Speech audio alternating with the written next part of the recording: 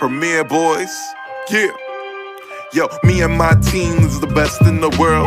You and your team looking stressed in the world. Said me and my team is the best in the world. Then you and your team looking stressed in the world. Yo, me and my team getting arrested by curves, and you and your team getting arrested by the curb. Me my nigga, oh, he ain't do shit except the robbery, nigga. He gon' do 6. Come through, bitch styled up with new kicks, penny flow ho, and I come with 2 chicks. Cause me and my team is the best in the world. Me and my team is the best in the world. Said me and my team is the best in the world. Best in the world, best in the world. Got a star on the sky, gentleman on the cup. And I know my team burns, we got sand in the cut. Ow. Premier Boyz.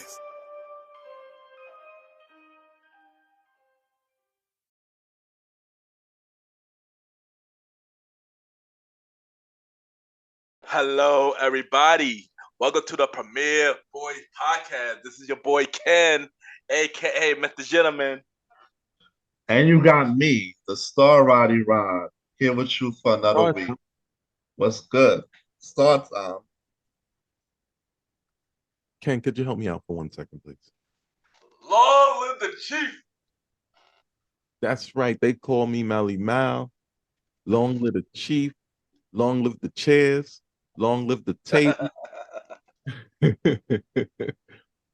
Long live black people in swimming class. Let's start talking about some Premier Boyz podcast action. What's happening, Ken? Yeah, you already know. And you notice King Talk Sands is not here.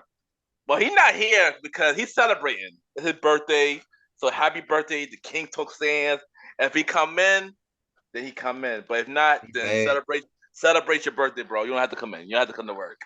we may have a surprise appearance, so may have a surprise appearance, but who knows? Who knows? Listen, happy birthday to the one and only King Talk Sands. And you want to know how to help him celebrate his birthday? I got a real easy plan, right? Y'all jump on Good Pods. Y'all jump on Spotify, wherever you consume your podcast. And you give my boy King Talk Sands a listen. He got some deep episodes, some thought-provoking stuff. Run at him, give him a listen, because your man is married, and he's having a birthday, and he's having the time of his life. So you can help him out, too. Let's talk about it, guys. Yeah, that's a fact. Yo, check out King Talk with Aaron Sands on all podcast platforms. Show him love and listen to all his episodes. Get his show back to number 1. Like you say, get him back to number 1, damn it. That's how you would say. But before we get to some stuff, how everybody been doing? Shoot. I feel like every time I get asked that question, it's like a loaded question. How you doing? Facts. I feel like Enzo. Remember Enzo Amore? How you doing? Basically, my answer to that is usually unbelievable. I got that from I can't remember, Tom Hopkins, right? Because whether your day is unbelievably bad or unbelievably good, nobody really got to know. Keep the positive up, you know? It's been unbelievable. But my week has been unbelievable. It's been crazy. It's been incredible. There's been a lot of ups. There's been some downs, you know? But overall, I'm a daddy. So that means my week has been blessed. Yep, there you go. And what about you, Roddy? How you been doing? Man, I've been alright, yo. You know, just trying to enjoy this rest of the summer, this nice weather, just being outside, meeting new people, doing me. Trying to keep my head up with everything going on in my personal life. So I'm in good spirits. I'm in a better place these days. Right, there you go. And for me, I've been alright, just staying positive, trying to figure out what to do for the next season of MrGentleman Like the podcast. Which is dropping in a couple of weeks. So yeah, I just kind of just pretty much planning my next move and live life the best way I can.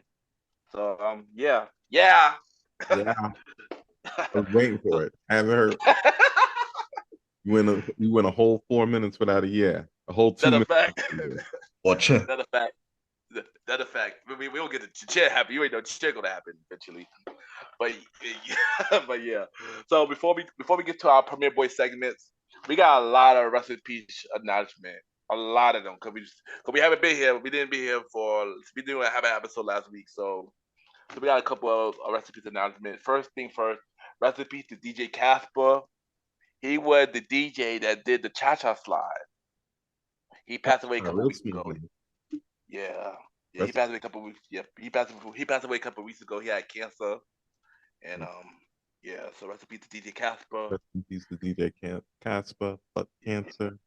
yeah, yeah. That song will never die ever, so At he's all. good. They play it everywhere you go, so That's a fact. That's the most yeah. modern backyard music I think we really have. Yeah, that's a fact. Yeah, that's a fact. And to this day, it do a really, really dope song. So it's really dope anthem for us to dance. So we gonna really dance. Now we gonna really dance now to celebrate his life. So recipe to DJ Casper. Next person, which was a shock to me. Gigi, no, recipe to Magoo. No, yeah, I know Magoo. He was with Timberland My and boy Magoo. Maganu. I know Magnum. he had Yeah, the most yeah. crazy nothing verse, but I loved every second of Me it. too. Me too. Oh, was the love to love you, right? That was the joint. What's the song? I love that song, son. I love I that remember that song. as a kid. I thought it was bigger as a kid because I loved it so much. Mm. Shows you what I know about the music industry. But And but that song they had with Aaliyah was Up Jumps the Boogie. Oh yeah, yeah, yeah, yeah. Oh yeah, yeah, yeah, yeah, yeah. Yo, that's how album was dope. shout out to That my whole boy album was Maganu. dope. Yeah, for I real, mean, man. rest in peace to my boy Maganu. Like, see, I'm even talking about him like he's still alive. Like, Yeah, just pieces of our memories fading away, man. But that's a definitely fact, rest in yo. peace to him. Definitely send love to the family. Send love to Tim and Tim, Missy, and Genuine, and all of them. 'Cause remember, all of them used to work together. right, Remember, in the basement. right. So, and the fact that they lost Aaliyah like a long time ago, and then lost Magoo too. Yeah. It's a lot. I can hold you. All right. That's why we all. That's why like I try like even when I'm having bad weeks, I do my best Yeah. not to complain because you, my bad week is better than a week in the ground. If that makes sense. Yeah. Yeah. That's a fact. Yeah. Mm, No, that's a I love fact. that. Yeah, that's a fact, yo. That's a fact, You yo. know, For real. sometimes in life, we all go through our struggles and our issues, but then you can look at the next person and realize you don't know what if they got it worse. You don't know if Yeah. Yeah. they can Right. be on their last breath or something. And just gotta say that you just gotta be grateful no matter what goes on in your personal life, your day to day, the people around you. Just gotta be grateful that you can get up every day and enjoy life and say that you still can see and breathe. Because there's some people um who aren't able to enjoy being outside and being in good health. Yeah. So I just Yeah. gotta say that. No, I That, agree. And I always say this in my quote today that you never know what somebody going through. So try to care for others. You never know what somebody go through, and it's. I ain't hold this one. This loss really was like wow to me. I ain't gonna hold you in. Recipe to Magoo as well. Next person is recipe to Clarence Avant. Mm. This is a legend. He was the godfather of black music. mhm. Yeah, and yeah, and recipe to him as well. He got a documentary on Netflix I watched a couple years ago. I was gonna watch it again. 'Cause I didn't get a chance to watch it again. But yeah, everybody check out this documentary on Netflix. It's his documentary on Netflix. I think it's called The Godfather of Black Music. I think that's the title of it. I can't It is remember. either the Godfather of Black music, or Godfather of Soul music. Yeah, it's something. Yeah, Those yeah, something like people, that. Yeah, yeah. he's one But of it was those people. I'm sorry to cut you, Ken. no. I want to say it was a good documentary. Check it out. But Yeah, what you gotta say, Molly? Clarence Avant is one of those people that you don't know about, Hmm. but he like I want everybody that's hearing me to take a little page from a life like his. Is like everybody don't gotta know you for you to be great. Yeah, The Godfather of Black music is such a big title to have. You understand what I'm saying? it is. That's a huge title to have with a name that we haven't talked about like that. Like a lot of people don't talk about that person because we don't know too much about that person. But when he died, it's felt. So if you and this is gonna tie into the thing that we were talking about just now. If you feeling like right now your life ain't where it need to be, you struggling, you this, you that, maybe you're not gonna make it as big as you think you are. Make it as big as you can make. Mm. Never know what your efforts spark. Do you know the godfather of black music? Do you know how great black music is? Man. And he's the godfather because he put so many people, he just put people in the right positions to do their thing. Yeah, So we definitely got to give peace, love, and respect to that. I agree. Definitely. And the thing about it, when I watched the documentary a couple of years ago, I didn't know who he was. Like the godfather of black music. Like I gotta watch this. I don't know who this person is. And the thing about I love watching documentary because you learn so much, especially for somebody you don't know. And I learned so much to Oh. listening, watching it, and yeah. There's a lot of people who are behind the scenes doing great things, and you never hear about them when they get their acknowledgement. That's just how it is in every industry. Right. For some people, the acknowledgement is the thing that they're doing working. Like that's the phrase is called unsung heroes. Yeah. There we go. Don't worry, I ain't gonna overtalk this one. I still got it to the sky that I'm. No. But recipe to him as well. And the last but not least, which is just was literally yesterday, due to the recordings would be on Saturday. Recipe to Ron Jones. He's an actor. He done many roles. He was just on This Is Us. He done Paid in Full. He was on Luke Cage, and he was a really dope actor. Recipe to him as well. Definitely, because when I seen him, I recognized him instantly, and I was hurt that he passed away. Somebody posted, and I was like, whoa, yo, he passed away. What? I was shocked. When I seen that, and they said that he passed away from I think a lung transplant, transplant. I guess it was it was something long term. Yeah, it was something he was doing with long term, pretty much. And it's crazy because he was doing on TVs to this day now. While he was dealing with this transplant, he was just on This Is Us like probably like 2 years ago, and he just ended on Blacklist and stuff like that. So we wouldn't even know that he was dealing with that, but it's crazy, And recipe to him, amazing actor for real. It's great to see people who are in who battling stuff push through and still put out terrific work, and they're battling this. Yeah. In fact, that put him in line with people like Chadwick Boseman. Yes, Right. there you go. Yes. Don't make the excuses, and sometimes it's like you almost wish they would, because maybe resting would help them still be here, but like that's not their metal. And certainly, you just gotta let them be cut from their cloth. Yeah, because all the movement Chadwick was doing in his movies, you're like, wow. For real. Yeah, but recipes to all of them. DJ Casper, recipe to Magoo, recipe to Clarence Avant, recipe to Ron Clifton Jones. Definitely a loss. Definitely lost a lot of great people right there. And So let's get to the Premier Boys segments. Roddy, anybody you don't like this week?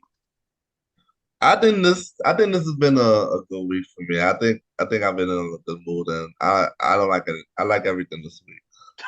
That's a first. That's a first. He said I like I like everything this week.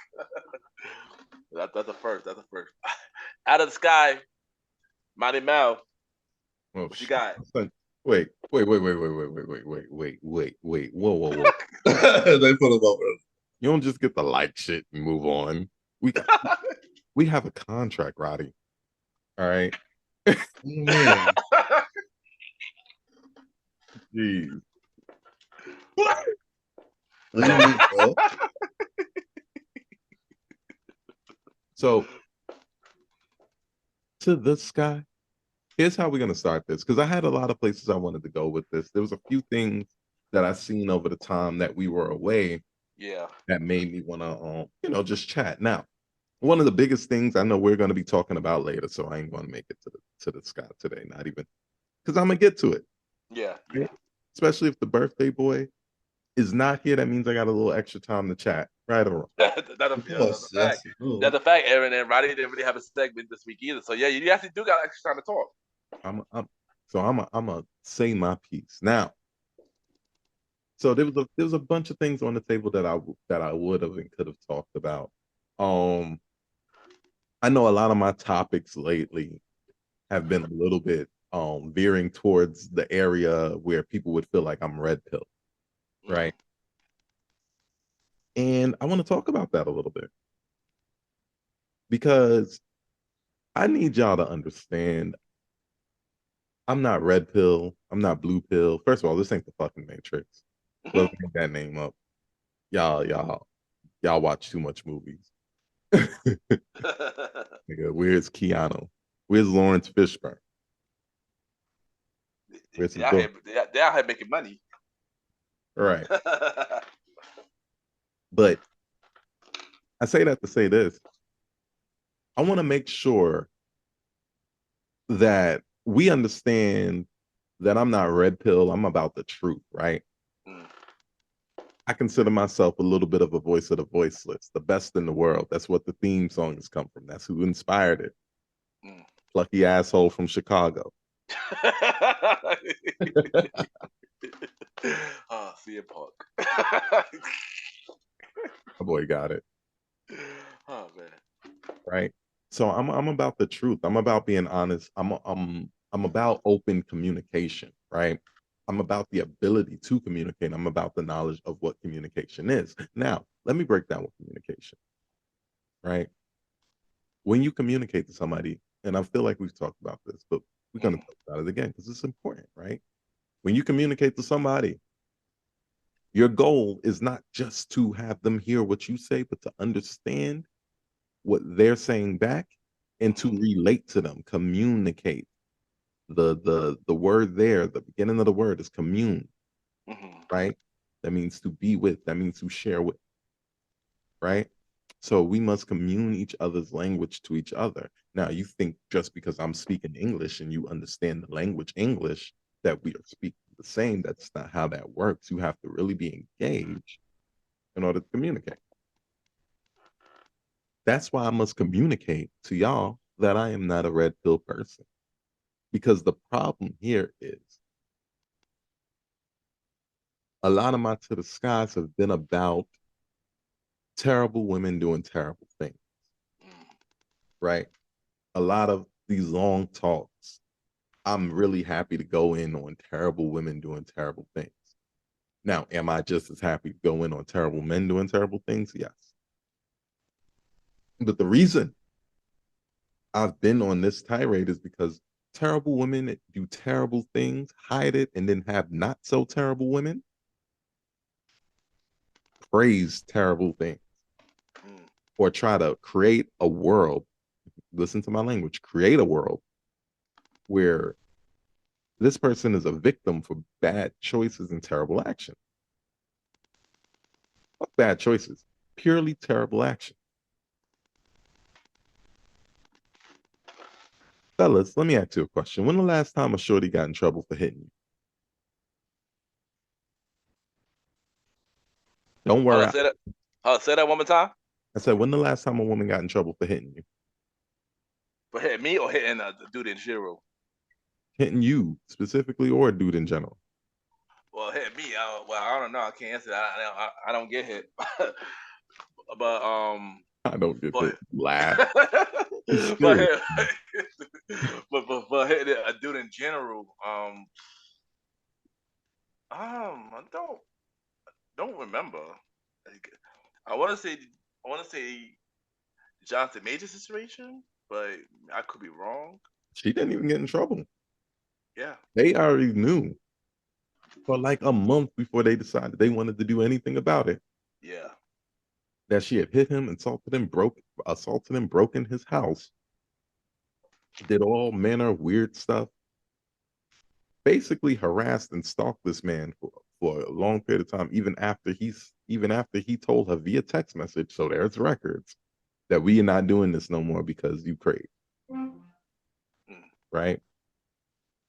The leniency there allowed her to leave the country, and she'll probably never really face the issues for her crimes. I guess her atonement right now is happen to be in another country, right?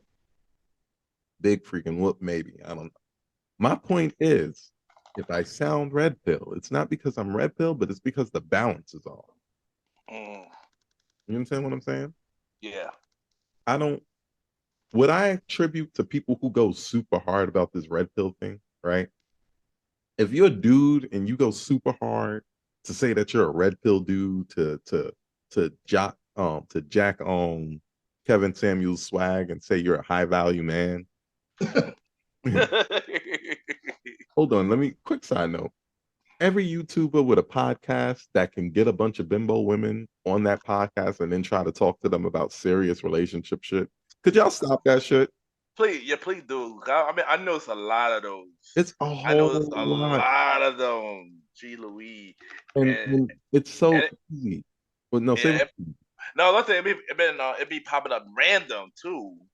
Like I be on social media and I just see a random podcast popping up with a dude and a girl there, and it's discussing the relationship and stuff like that.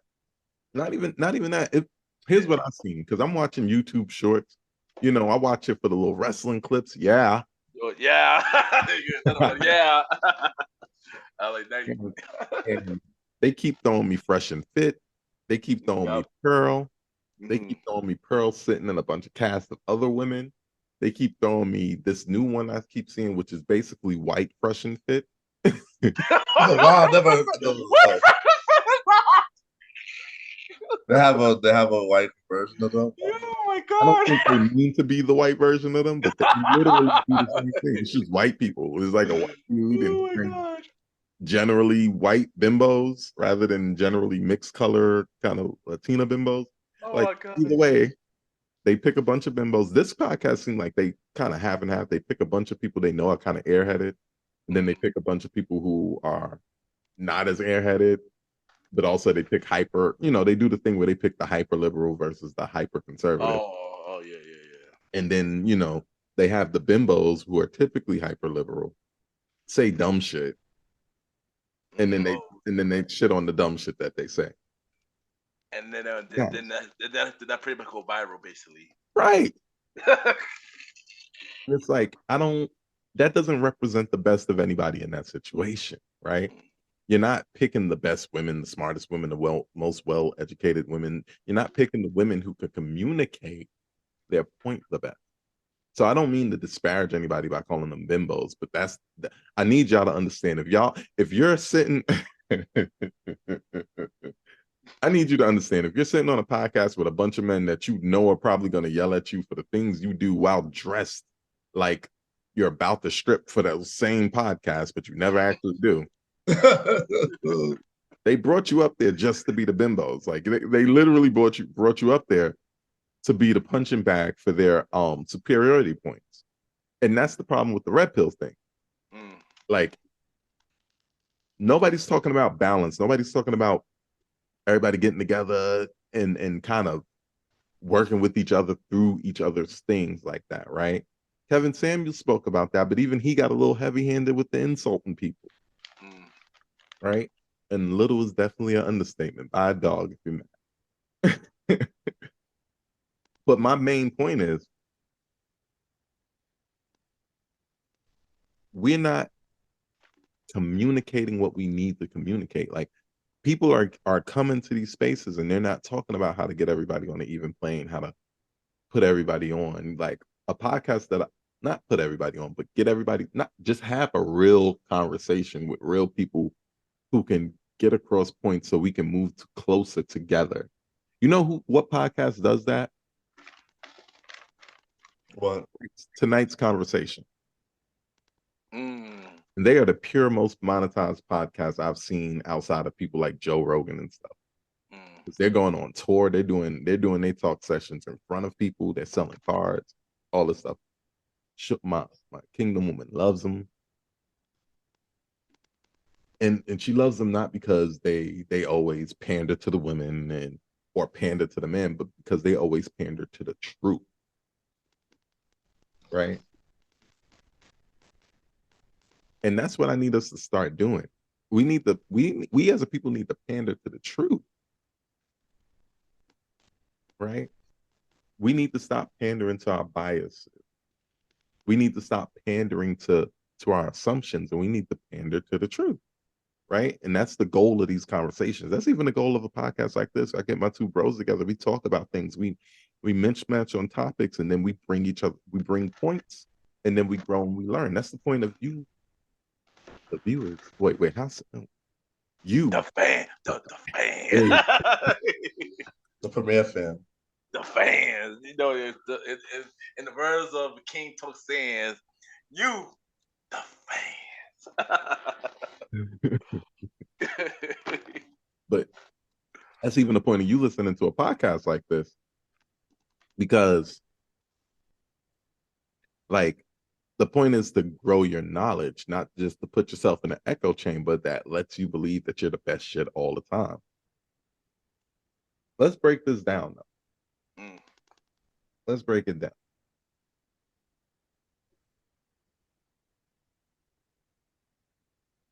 I say that to say it's harder for me to talk about what a woman does wrong than it is for me to talk about what a man does wrong. Because we're not pandering to the truth. We're pandering to your assumptions, your feelings. See, you, not you particularly, but the people who would find issue with the way I speak, they pander to the idea that the things women do are not wrong when they're wrong. And the problem is when I start telling women about the things that they're doing being wrong, you get those red pill dickheads piping in. And they'll say things like, yeah, you're wrong because the man is better, because God made man first and you're the rib, and Bible says, okay, not the Bible, the Torah says, okay, not the Torah, okay, the Quran says, all of that, right? The Western world, they don't do it like that over in Asia, #passport bros. You get a bunch of these idiots, right? I don't need that. We're not doing that, because at that point, that means you're jumping on the bandwagon with intents to berate, denigrate the mean. I'll cut a joke or two, but I ain't denigrating. I'm not demeaning, because the point is for you to learn, right? There's a serious lack of accountability on both ends of radicalism. Ooh. Deep. Right? When we talk about radicalism, the first thing most people will think of is maybe some terrorist stuff. And I want you to understand this. When you're a I want to bring that back. Slow it down. When you're a radical, you are not accountable for your idea anymore. Right? You're not accountable for the things that you present anymore.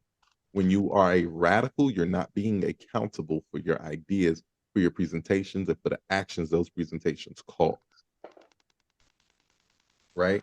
First thing I think of when I think of radicals, I think of terrorists, like the Ku Klux Klan. Oh, you thought I was going to say Al Qaeda or something, huh? Racist. No, definitely the Klan. Huey Freeman, because he's retired, right? Seriously. But we don't think of what radical actually means. Being a radical means that you are the furthest to one side of the idea that you could possibly be, right? So when it comes to the Klan, they're the furthest that they can possibly be, right next to the alt-rights, which are actually Nazis. I need everybody to understand the alt-right niggas are actually Nazis. They didn't arrest a lot of them niggas, and a lot of them niggas didn't die. They just came here. These niggas are Nazis. We need to do something about that. They're trying to get political power. Please, somebody stop the Nazis from getting political power in the country that stopped them. Thank you, Roddy, for giving me a lot of extra time. You just was not mad at shit this week. Nah, bro. That's a fact. But let me stop running which way with this. when you are radical in your beliefs, you lose accountability for your ideas. Radical beliefs, like what the Nazis did in Germany, extremely radical belief. They killed millions of people in different countries. They didn't even start killing people in their country. They just took over countries and started killing people in those countries because of their own radical beliefs about the Jews that were in their country.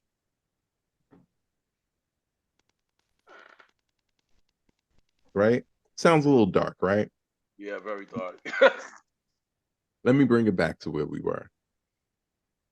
If you are a woman, I am glad that you're proud to be a woman, especially a Black woman. My sisters, stand up. But please, pretty please, do not become radical in your ideas, because accountability is there for all of us. Once you become radical, you start losing the plot. Oh, sure. Oh, now I yeah. Breaking news. We said earlier that he was on vacation, but the lie detector test determined that was a lie. King Talk Sands is the birthday boy is here. In the building. King Talk Sands is here. This is not his birthday episode because Roddy messed up that chance. But yeah, welcome, bro. How you doing, bro?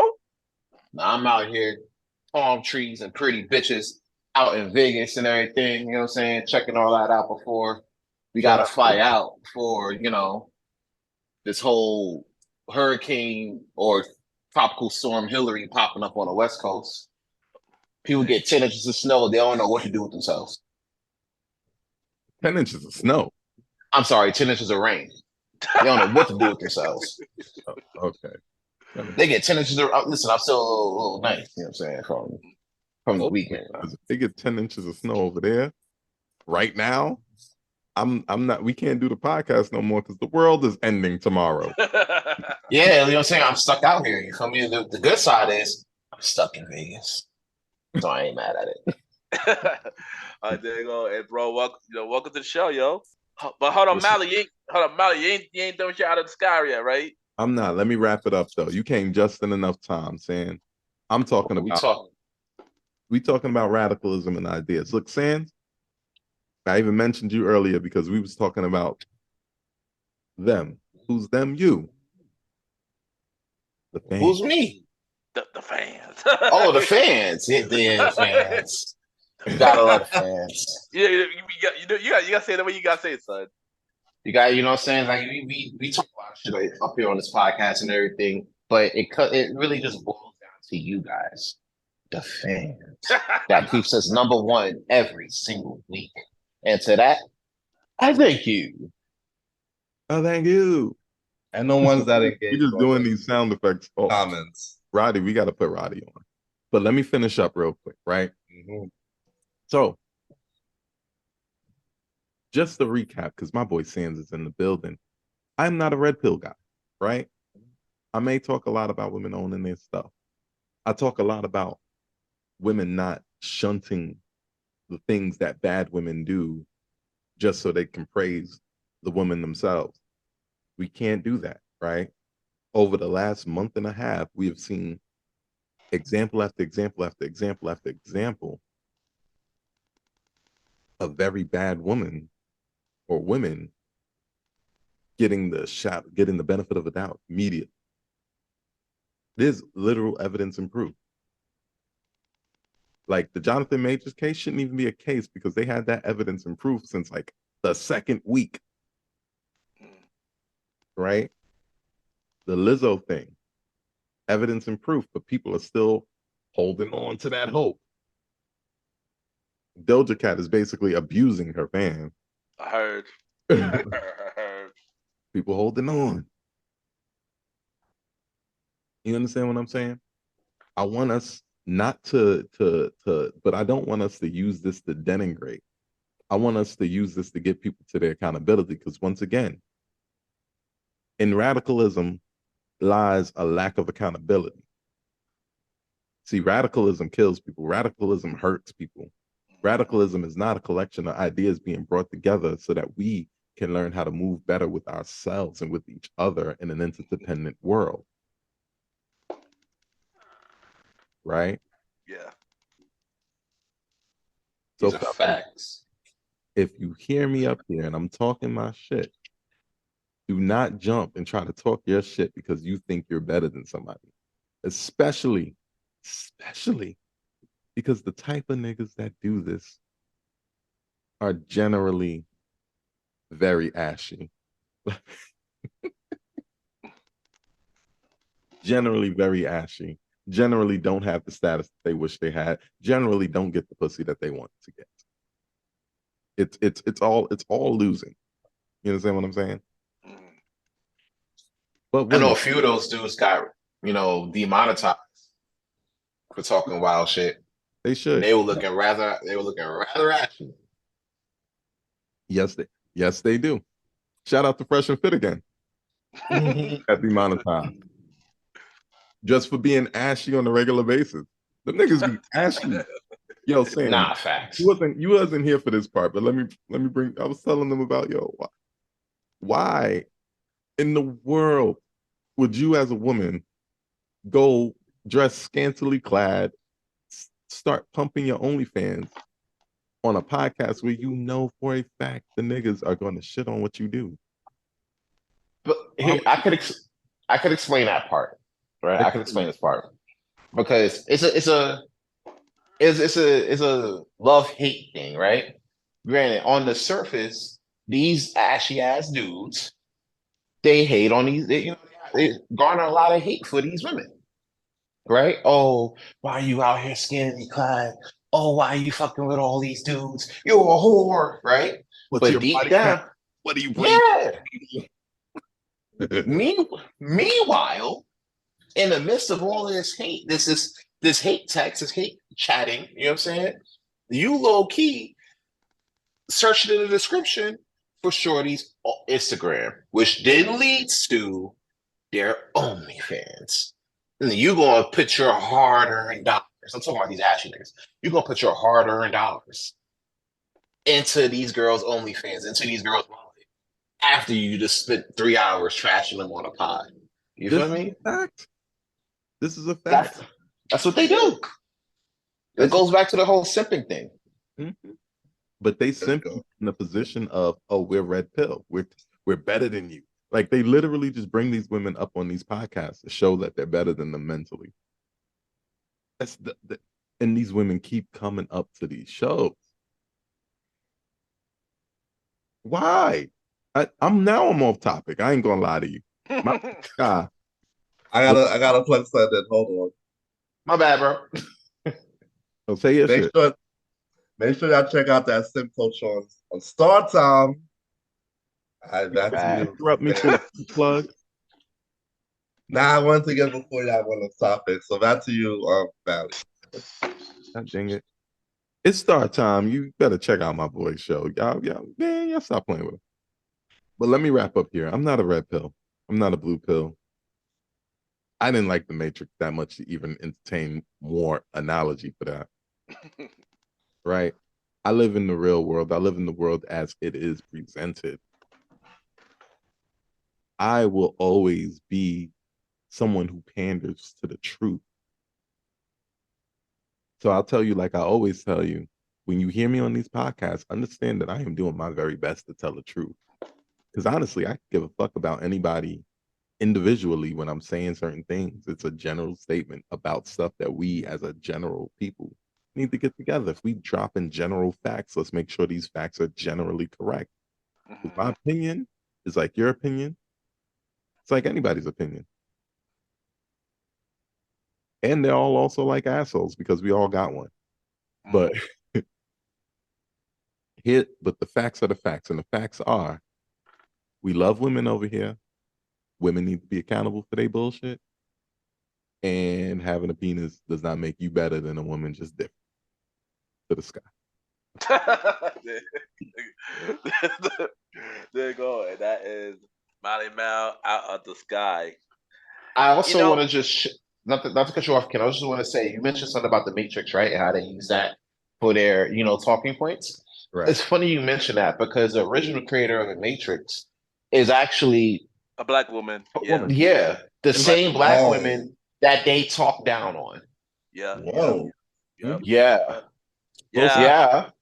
Third, yeah. Third, yeah. Yeah. Hey, Just yeah. just They to gotta share. hurt that during LA Night, or this whole podcast is just gonna be us saying yeah back and forth for an hour. Yeah. It's funny because you're on the west side too, Sans. So Yeah, of course. You know what I'm saying? So that shit appropriate as hell. I was going around the strip last night, turning the hell up. Yeah, I had the roulette table. Every time I should hit a yeah for a little bit. They got annoyed. I needed to be there for that. Man, yeah, me too. Me That's too. what, Yo, let's go back next week. I'm gonna have hey, Yeah, listen. yeah. So yeah, we gotta make that trip, man. Listen, it'll be lit. Definitely gonna happen. So definitely gonna happen. But since Sans here now, you got anybody gonna pack it up this week? I don't really got anybody to pack it up, but I actually have like a corporation to pack it up. Cause see, these boxes come in all sizes, big and small, short and tall. You know what I'm saying? Like skinny and thick. You feel me? Like we were packing up bacon grease last week. This week we packing up flights. bacon grease. You know, because like I said before, like I ain't a red pill dude, but you know what I'm saying. I do tell some of these truths that will make the soul burn slow. So getting into it, JetBlue, get your bags packed ready, baby, because Europe, you're a firm contestant on this week's Pack It Up. So why am I packing up JetBlue? First things first, I want to jump out the window and first of all, I want to give a shout out to all my West Coast listeners. You already know what it is. Out here turning up for the 35th birthday, getting up there, but you know what I'm saying? We still turning up, getting lit. So before that, right? I'm at JFK and we getting ready for this flight to head out. We were flying out like Tuesday night. So I'm like, all right, bet, be a quick, 1-2, we'll be good to go. Next thing you know, we sitting at the tarmac. And we're sitting. And then we're getting like voice calls. We're getting updates saying, oh, there's about 4 or 5 planes in front of us. We're gonna have to wait a while. I go look out the window because I just happen to have a window seat. And then next thing you know, It's for me. Right? Don't so much. Shout out to Eric about this, man. That's amazing. I peep out, right? Ain't not a plane out there. Not a 1, 2, 3, 4. So I'm like, bro, all right, you just lying. You know what I'm saying? You just lying. That's just what this is, right? Bro, we on the taxi for about an hour, right? No snacks, no drinks, not a thing. I'm a Delta guy. Delta would never. You know what I'm saying? I said this. And my wife, who's in the other room right now, she's probably upset that I'm about to go hard on like JetBlue. She's like, no, man, don't go hard on JetBlue. Don't do it. I like JetBlue. Don't do it.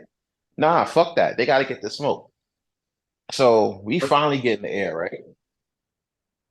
We finally get up there, and the next thing you know, what happens? We get like snacks or whatever, right? But they skip us, right? And then we had to wait for a little bit. And now, mind you, we're in the exit seat, right? Like in the exit side. So we got to help people, you know what I'm saying? In order to, in case something happens, we got to be able to assist and help out to get, save some lives. I'm a lifesaver, you know what I'm saying? Like, supposed to be a goddamn hero, you feel me? Facts. I'm supposed to be a damn hero. I'm with you. But see, but this is what happens with heroes in America. They don't get the respect. Because we definitely didn't get our snacks, right? Until like way later. And I say way later, we were flying over fucking North Dakota or some shit. Shout out to North. So, yeah, shout out to those folks. You fly over North Dakota on the way to New York. I don't know enough about aviation. Talk your talk. Bro, Bro, I didn't understand the math either. The math was the math on that, but I'm like, all right, maybe it'll just come back down. So next thing you know, we got trash, right? Because luckily they try to redeem themselves by hooking us up with like some free shots or whatever. They found out it was a birthday. So they slid a couple like hitting shots my way or whatever like that. So I was like, I bet. You know what I'm saying? Mm. So now I'm like lit on this. I'm lit on this flight. They don't want to take the trash. You know what I'm saying? Mhm. And we get there like damn near. Wait, it's like damn near. I'm literally in the air celebrating my birthday when I should be in front of a fucking roulette table, maybe some baddies, my lady right there, and me getting these W's. You feel me? Listen, just because he got his lady right there, don't mean that the baddies won't make like great scenery. I don't know. It makes for great scenery. You know what I'm saying? I ain't touching it, but you know what I'm saying? Like it makes for great scenery. Look, I'm just saying. the bimbos from the white Fresh and Fit, from the white version of Fresh and Fit. Yo, could you imagine? I pull up on them and we be like, "Yo, I got a podcast you need to jump on." You know what I'm saying? And then have Roddy dunk on them for like an hour and a half, bro. Like, Wow. that's crazy. And then they look at me, I be like, "Yo, I don't make the rules. I just work here. Like, come on." Nah, bro. But so we get, we finally land like 12:30 or whatever. Like, and it's 12:30, 1 o'clock East time. So I'm like, bro, at least I get to celebrate my birthday twice. I bet. Fast forward to today, as we speak, the flight that I had coming back, I wake up this morning. Yeah, that flight is canceled. Right?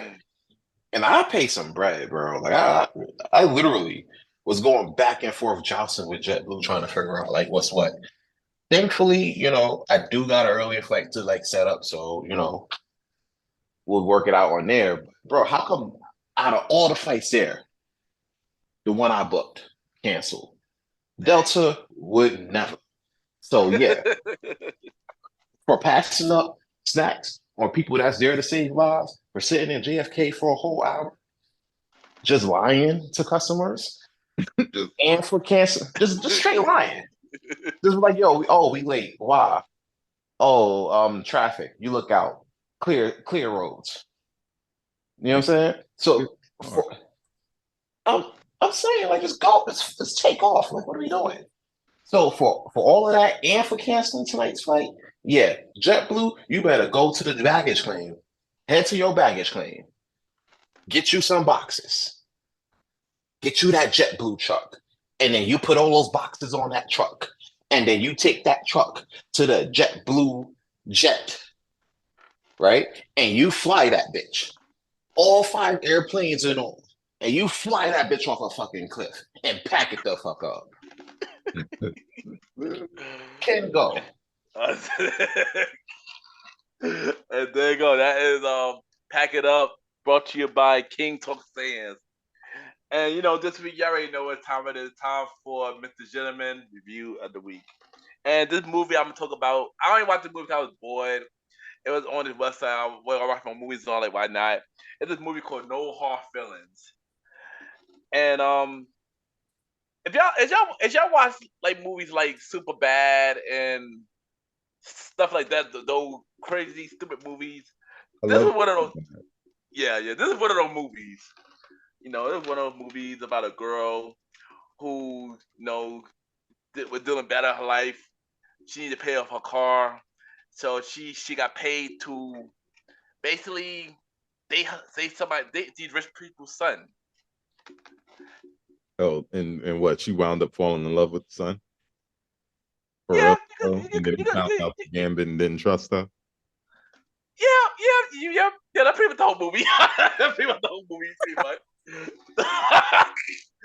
Yeah. That's pretty much the plot. Just like every other those types of movie, yeah. And then of course the dude who she was dating, pretend to be dating, grew some balls after a while. And yeah, I mean the movie was cool. It was a great movie. It wasn't a bad movie either. And they could have been a little better. At least the the dude could have at least got some sex, but too bad he really didn't. God damn. Yeah, I know, son. Yeah, We got some. Yeah. Stop playing to get that man some pussy. fact though. But it was pretty funny though. Like I said, not a great movie, so I give this movie 3. Mr. Gentleman. Facts.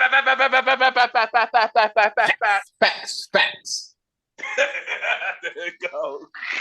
And that is this week, Mr. Gentleman review of the week.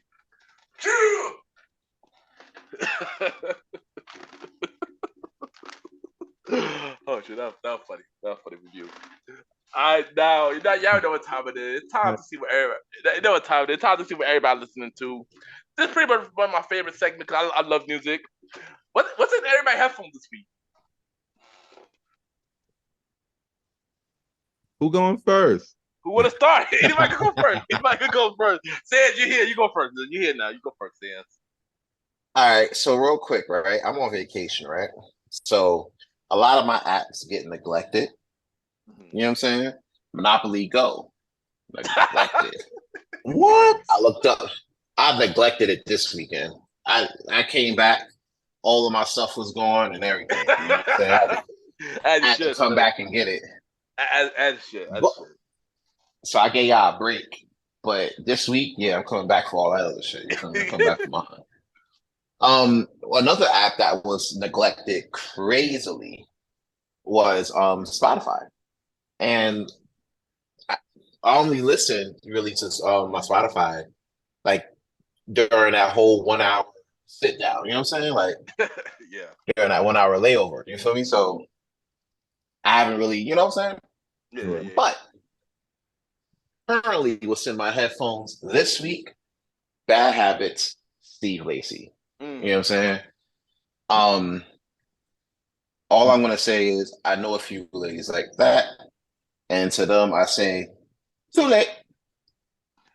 And I got to shout out to you. So you put me onto that song. I gotta hold you. I got to shout out to you for that. It's an amazing song. No, it is. It definitely is. All right, what about you, Roddy? Man, this week I kind of did an experiment where I tried to listen to these new school artist songs, and I tried to listen to Travis Scott album, and I failed. I didn't. I kind of didn't. Yeah, I kind of didn't like what I was listening to. I thought I was listening to Hot Trash.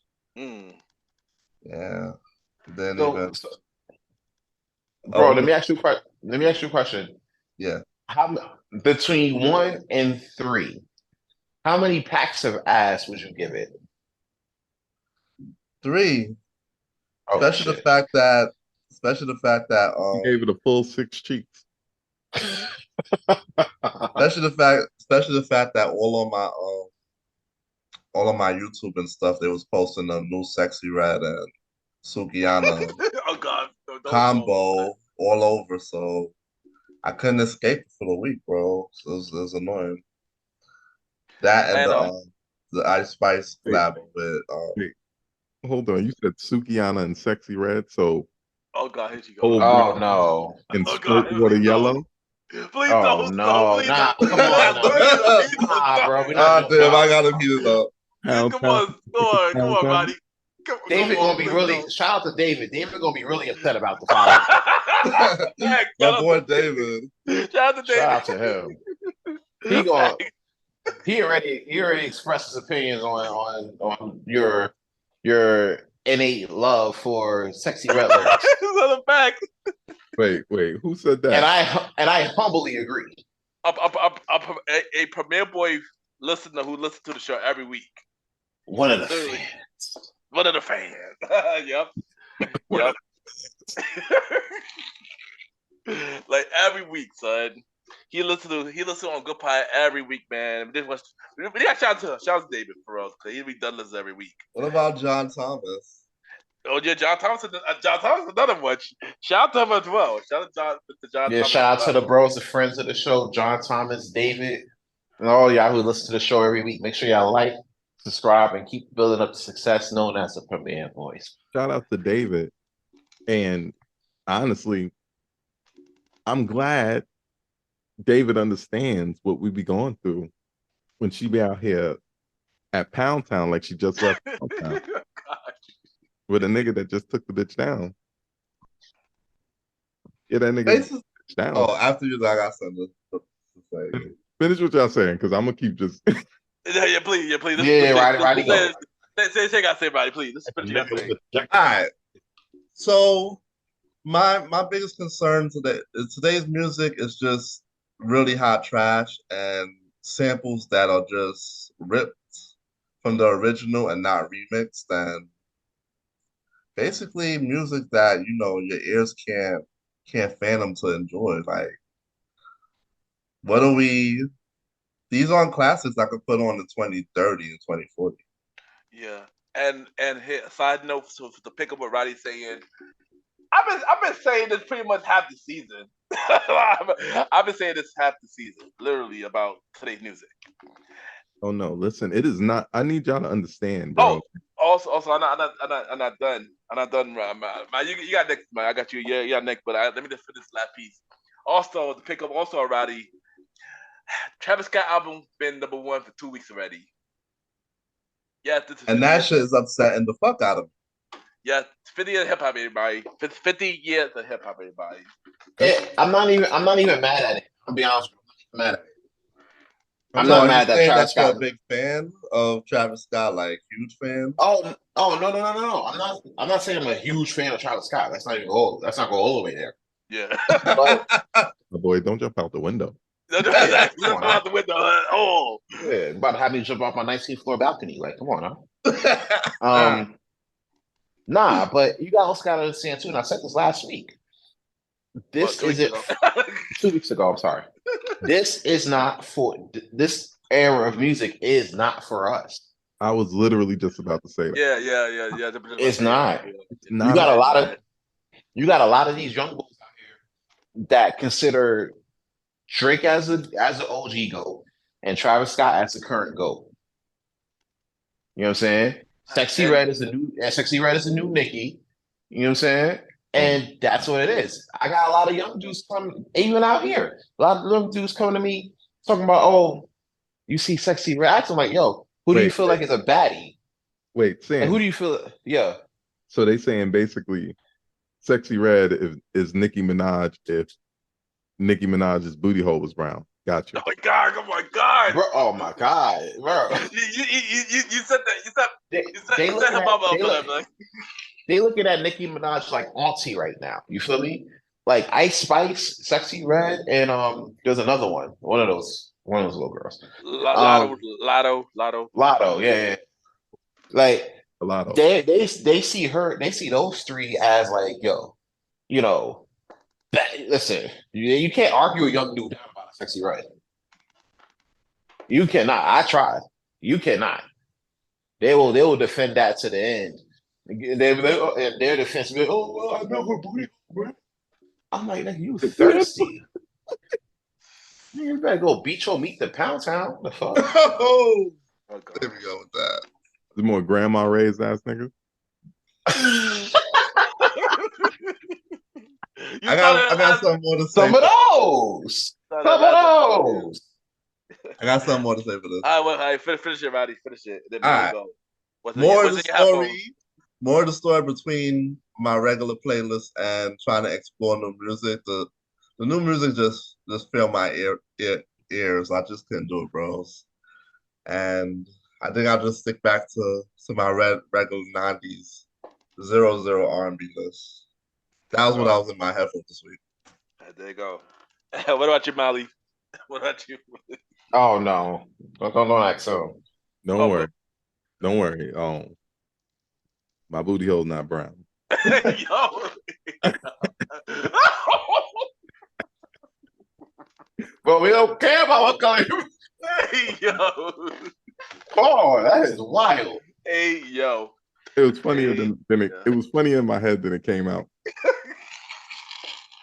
Pause. Just all types of crazy. We about to give Cam and Mace a run for their money, man. Oh god, yo, Molly, just what's in your headphones this week? All right, this week Oh, true. Just a couple things in my headphones. One big thing. I'm not sure if y'all know this, but I think J. Cole might be one of the best rappers that ever lived. Like, I mean, literally ever breathed breath on this earth. An album a lot of people don't talk about. Like, people almost talk about it as a throwaway album almost. It's probably one of the best albums you'll ever hear if you really sit down and absorb it. Right? That would be For Your Eyes Only. It's really good. Like, I think I missed it when it originally came out, but I went back to listen to it. And I feel like every time I go back and listen to it again, because I definitely keep listening to this, it gets better. It gets fucking better. How does a 5-year-old album keep getting better on re-listen? It's possible. It's definitely possible. I didn't realize Neighbors came from that album either. I forgot that. I thought Neighbors on the next album. I did too. Folding Clothes was definitely on that album, though. I wanna fold clothes for you. Oh yeah. Well, it was. Folding Clothes is on.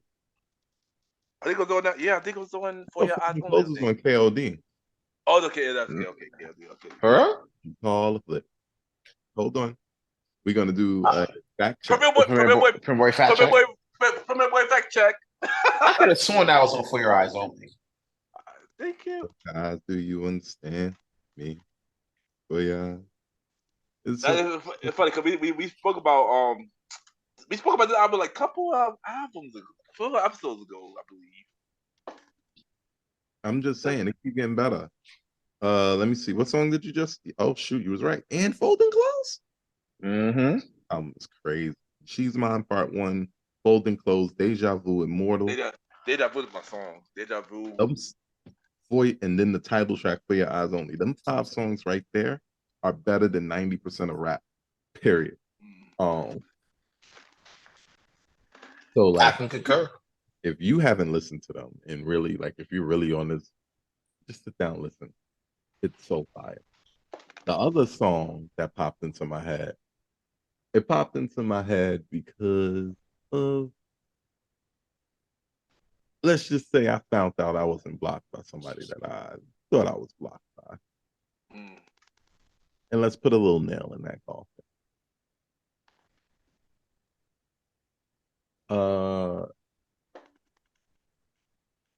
No Pigeons. Oh wow. And I hope she cheats. But the fabulous version where you talk about her getting cheated on. Because in the words of Mark Ambrosia, I might be a bitter, just a little bitter. No, in all seriousness, go live your life. Hope your life is great. Don't ever contact me again. All right, guys. That's mine in the headphone. Dang. All right, so that was dark. That got dark quick. What's in my headphones this week?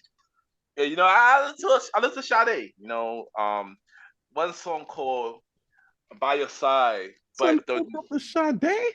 Sade? Yeah, listen to Sade, son. Yeah, listen to Sade. But this one song, yeah, listen to Sade. But this one song caught my attention, called "By Your Side." But the Neptune version, the Neptune remix. Yeah, Neptune made a remix for the song. Even though I like the original, but I don't know. But Neptunes though, when they did this version, it basically just changed the complete sound. I've been bumping that for like 5 times this week, like off the back. You know, find that shit. I didn't know that was a thing. It's a thing. Yeah, it's a thing. It's definitely a thing. It's a thing. It's a thing. And when you hear that version, it's pretty dope. It's pretty dope. But also, there's other artists that I listened to this week. You know, I got time. I ain't gonna lie. This artist that I listened to, we seen her live. Sans and Roddy. We seen her live one time, and she have an amazing second album. Of course, a couple years later, she got canceled, and sadly, she never fully came back from it. Sadly, I listened to some cassette Michelle this week. Oh, and the song I was listening to is "What You Do" featured Neo and Epiphany. I'm leaving. Oh, was that off the Epiphany album? both songs. Yeah, both songs off the Epiphany. Yeah, I'm leaving. It's called the title track, I and love and what you do. I remember, I remember Yo, seeing I remember seeing her perform Epiphany like on a couple of occasions. yeah. She Um, performed. She performed at the Craft Fest. We went to the Craft yeah, Fest. Yeah, I remember Yeah, that. She did pretty good. Plus, she she did. doesn't. It helps that she's a baddie too. But after that whole Trump shit, it just Yeah, yeah. I ain't gonna And lie. When she got a little less thick, she got a little less bad. But don't tell her. I still nah, want to but meet her and be friends with her. and I listened to that album. I listened to that song. Like, yo, this is amazing. This was an amazing song. The second album period was amazing. I ain't gonna hold you. I Not felt after a while now. I mean, now, not when it happened. Now I feel bad about what happened to her though, because oh, after her got whole trunk situation, she got canceled behind it. Cause then Trump didn't pay her. she didn't pay her and stuff like that, and then everything else that happened to her after that. She got divorced, fan turned on her, she got miscarriage, a lot of stuff happened. This would be the perfect example of her falling off. This would be this would if say would say somebody fell off, this would be the perfect example of it. No. You know what's crazy? I would in those circumstances. Yeah. Yeah, I could say she fell off. Do I want to say she fell No, off? we don't want to. It pains me to say that. You feel me? Yeah, it does. But this is like this is like a lot of other examples where we're talking to somebody. Yeah, exactly. It fell off. I'm like, nigga, they had 3 kids, went to the hospital, almost died. Their mama died. Yeah. All right, so let me ask you a question though. Yeah. Right? You gotta, who's smoking this chat? I do. I should have Okay. stopped I before. do. I On know. occasion. Roddy, I know your ass be smoking. I saw you at the bachelor party. You was blowing it down. I don't, but yeah. Shout out to Ken, dare to be different. You know what I'm saying? You ain't know. So you have your dealer, right? If you smoke, you probably had to deal with, your connect being able to link up with you on time to make the drop off. You know what I'm saying? Like, had a lot of situations of that magnitude go on. And sometimes you get your dealer and I can't make it because I gotta, pick up my kids, or I gotta go to court, or my baby mama tripping. Right. Right? Let me ask y'all a question. Do y'all really want to hear that when you trying to get your shit for the weekend? Not at all. Nah. Exactly. So I would honestly say if my dealer hit me with that bullshit, I would be like, bro, you fucking up. Because you supposed to, this is your job, bro. Like, one would dare say a career. You know what I'm saying? So, when I say some of your things may have fell off, I'm not saying that to be a slight. Yeah, life happens, things change. But, let's not go away from the fact that, hey, you might have fell off a bit. And it's okay. It's all right. And I have to kind of learn that with Percent Michelle, because honestly, with everything that happened with her, yeah. I wanted to surmise she definitely fell off. You know what I'm saying? No, she did. That's saying like a lot of stuff happened to her after that whole trunk situation. So a lot of stuff. And the thing is, Wait, hold on. she was amazing talent. She was amazing. I told you, she was amazing. She was, but hold on. Let me be quite honest with y'all. Yeah. She did not fall off about after the Trump thing. All right.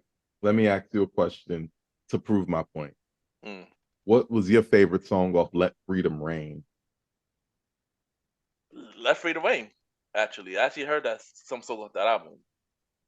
Oh shoot. Yeah, I heard some of that album. I heard that album. I did heard that Fairy album. Tales and Castles is my joint, but still. Yeah, I like to have an artist. I like to have an artist. Better question. I really did like to have an artist. What was your favorite song off Better, and not a couple of forever? I know she got a song with somebody, with a dude.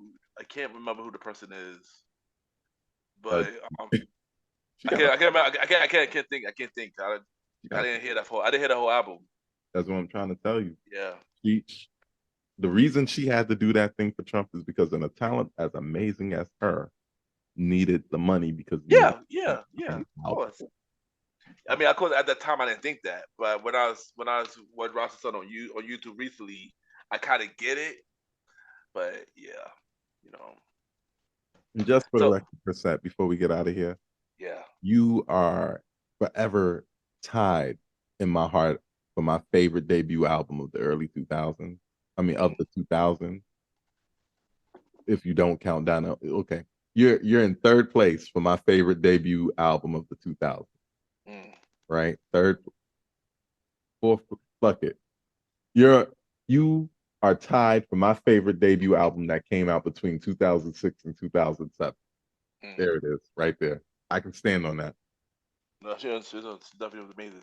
So I got a few more things about this.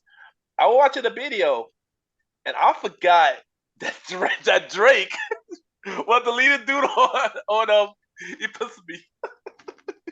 I didn't even remember that. I forgot about that. I forgot about that. Yeah, I forgot. I gotta watch that. I forgot about that. I forgot Drake was the lead dude. I'm trying to remember what year that was. Was this like that was 08, 09. Like so that was like around Wheelchair Jimmy evolving into Yeah, he was just becoming Drake. He just got out the Degrassi, so this was like he probably just got signed to Young Money around this time. I think he just got signed to Young Money and probably was just about to release the first album. But I think he was through. I think he was through. Yeah, but I think he was through actor Drake though. He wasn't the artist Drake yet. But yeah, man. And one question for y'all is do y'all think she should still be canceled? Somebody mentioned this on IG on a post a while back. I wanted to ask y'all: do you think she should be canceled still for what she did with Trump, for the whole Trump situation? I don't think she should be canceled still. Like, granted, in the moment, she had to go because, bro, like it was either you for or against. And if you're performing at the inauguration, I'm going to immediately surmise that you're against. Yeah. Because why would you enjoy singing for the victory or quote unquote victory of this man? You know what I'm saying? Yeah. Hold on, Sans. Hold on. Because I can argue that. Why would you, as an artist who maybe not as big, you're a big artist, but you're not as big as you can be at all. Why would you take a shot at singing for the damn president? The wrong president, of course, but the damn president. Yeah. And granted, like, listen, I don't 250,000 too. Yeah, it was a lot. But did she get paid for that though? Because Trump does have a history of not paying. Donald Trump is a lying asshole. He didn't pay her, but because he's a lying asshole, that does not take away from the magnitude of what she did. She actually performed at the inauguration for a sitting president. Only really in the last 20 years, Beyonce can say she did that. No, that's great. Beyonce can say she did that. That's great. You want to know who else can say they did that too? And this is at the same inauguration. Flow Rider. Yes. Oh yeah. I forgot. He was there too. So you make it as a justice thing. Pitbull did that. I forgot all about that. And the thing about he didn't even get canceled for that. That's the great thing about it. You know what I'm saying? And that's where it gets kind of iffy. I feel like they would have canceled Flow Rider, but Flow Rider wasn't really as popping like that. Like he came out with Low. Low was a while back though. But Flow Rider is popping. He does not pop in the Black community. He is popping. He practices international wise though. No, yeah, he pops the same way Pitbull pops. Listen, they go. Basically, he used to pop the same way Pitbull popped. Flow Rider does not pop that way no more. We ain't seen him since that time he lost to a rap battle to Heath Slater on Raw. All right. I remember that. But he was dropping bars. He went on Raw. But he was still making music though. He still had album stuff after that though. Yeah, after that. But when the last time he had the album, he went through a bunch of shit too. I know he did got sued recently. I know he did got sued recently though. But what I'm trying to say is, by the time that inauguration happened, how was Flow Rider really the one ruling the club? Flow Rider had Flow Rider had the clubs for like a summer. And I'm saying the clubs, I mean the white clubs. Like you go white club, that's what I meant. That what I meant. I went to Jewel 2 nights ago. Always give them I was at Jewel nightclub 2 nights ago, right? And they were playing Flow Rider. There you go. They love that type of music. Fist pump. They do. I asked some ladies there. I'm like, hey, ladies, like, y'all Flow Rider? And they're like, yeah, it's lit. You look like Flow Rider. Go the fuck out. Oh, what? You should actually be Whole Brown next time. Oh my god! What? Oh my god! I'm sorry. That was funny. Not even a sound. That was funny. Go true. Oh, that was Yeah, stupid. like, Oh my god. they'll turn up to that. You can't play that shit at Todd. You can't play that Saturday party. Say Oh, for me man. at the door. They prepared the door, right? Yeah, wait. That shit ain't getting no play. Oh shoot, that's funny, yo. But get back on topic. Get back on topic. So are we gonna say for real? Like, if you say Chrisette Michelle fell off, fine. Yeah, Chrisette Michelle fell off. Okay, we say it as well. Flow Rider fell off. I would say, yeah. Yeah, Flow Rider fell off like 6-7 years ago. What are we talking about here? Like, I think he does He's not tech even now, which popping is in the great, white. but He's not even popping the white people like that no more. What are you doing? Well, clearly, say Hey, it. Say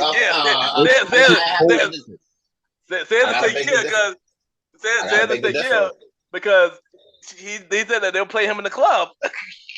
they'll play him in a club. They say I look like him. I'm like, bro. When's the last time Flow Rider brought out an album for himself? Hold on, Premier Boy fact check. Hold on, Premier Boy fact check. We'll do the check right now. Hey, yo, why they do the fact check? Make sure y'all do the right thing and like, share, and subscribe to the pod. Very, very important to our success. You keep liking us, we gonna keep coming. Pause. All right, but back to the question. And before I get the Flow Rider result, do y'all still feel Chrisette Michelle should still be canceled? I never thought Nah. she was been canceled in the first place. The only reason she was there is because Black people didn't back her up as a whole. We had a phenomenal talent on our hands, and we stole her records. And by we, I mean you, the fans. Yeah. I From so the back, basically. yeah, and I don't think she should.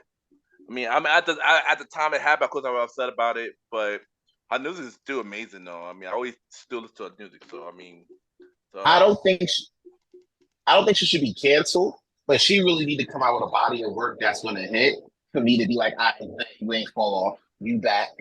But here's the thing though. She actually do got albums out, but she independent now. She do got new albums out. So yeah. She do making music now. But she's independent though. Well, Also keep at it. Yeah. Also, to answer the Flow Rider question, Flow Rider haven't came out with an album for a while. 2012. God, But he been putting out music every year though. He been put out singles every year. What's the Flow Rider single you fist pumped to in the club? I actually like his music. You know, What's the last Flow Rider song you fist bumped to in the club? That was my question. I thought It was low. I just did that 2 days ago. I mean, is literally 12 years ago. Well, my house, but that was 2015. But yeah.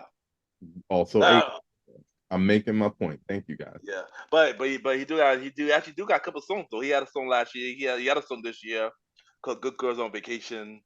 He got like how it go? I don't know. I never heard it. I didn't know he had a new song. That's my point. I didn't know he had a new song, but yeah. But before we go, I did hear some new songs this week as well. I'm gonna name them here. New song to look out for. So John Baptiste got a new song featuring Lil Wayne called "Uneasy."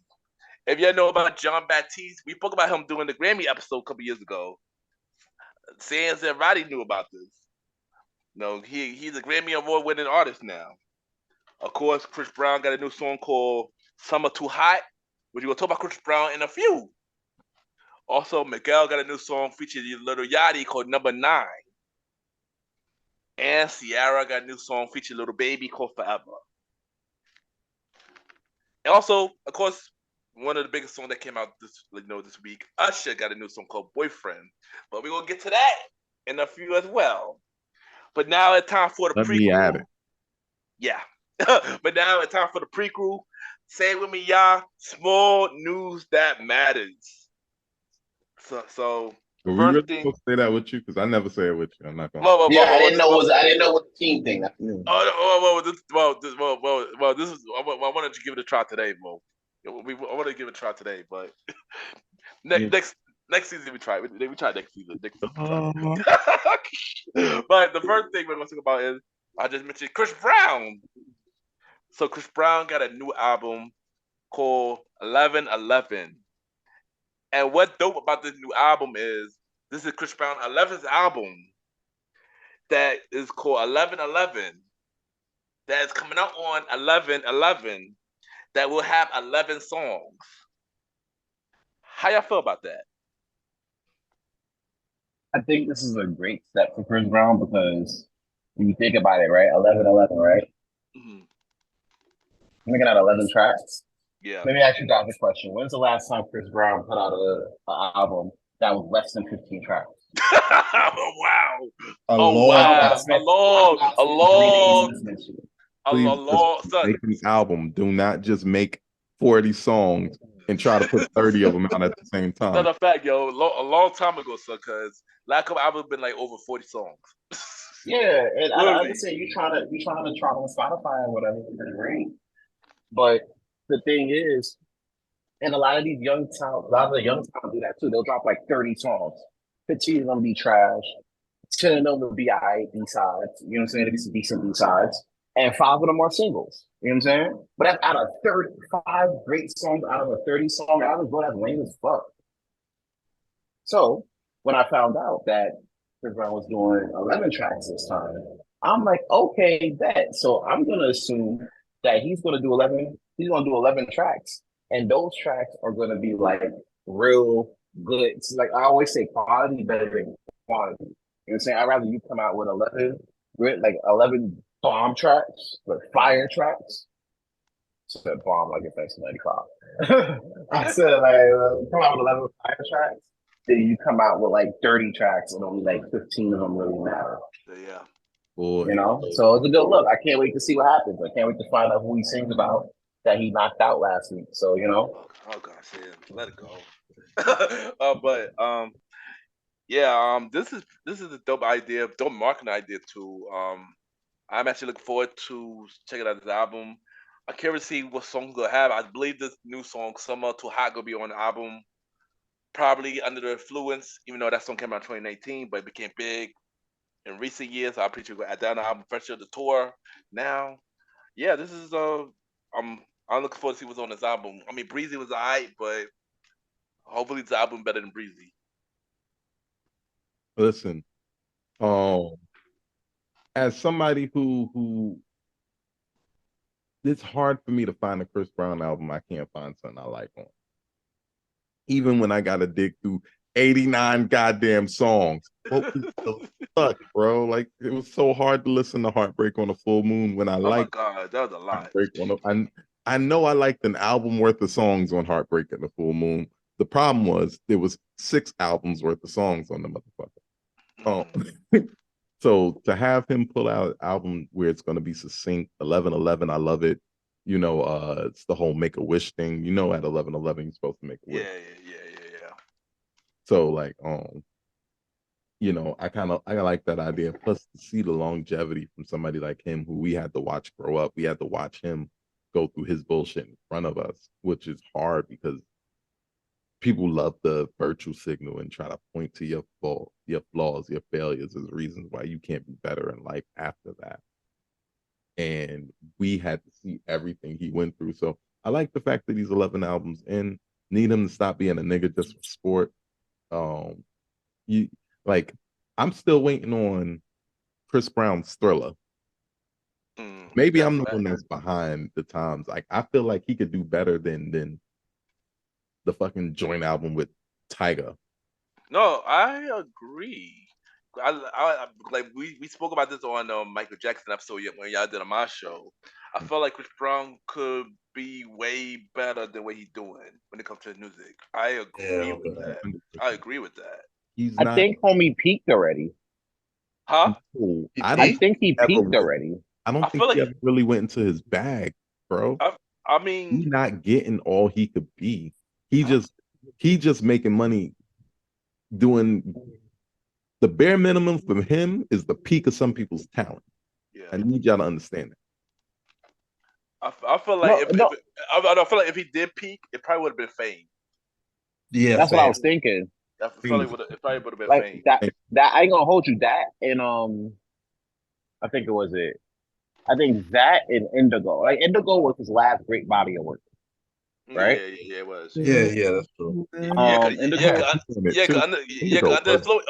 influence in that, under influence in that album. So, So that's kind of Wait, like which the album thing. had Like they, zero on it? Was that royalty?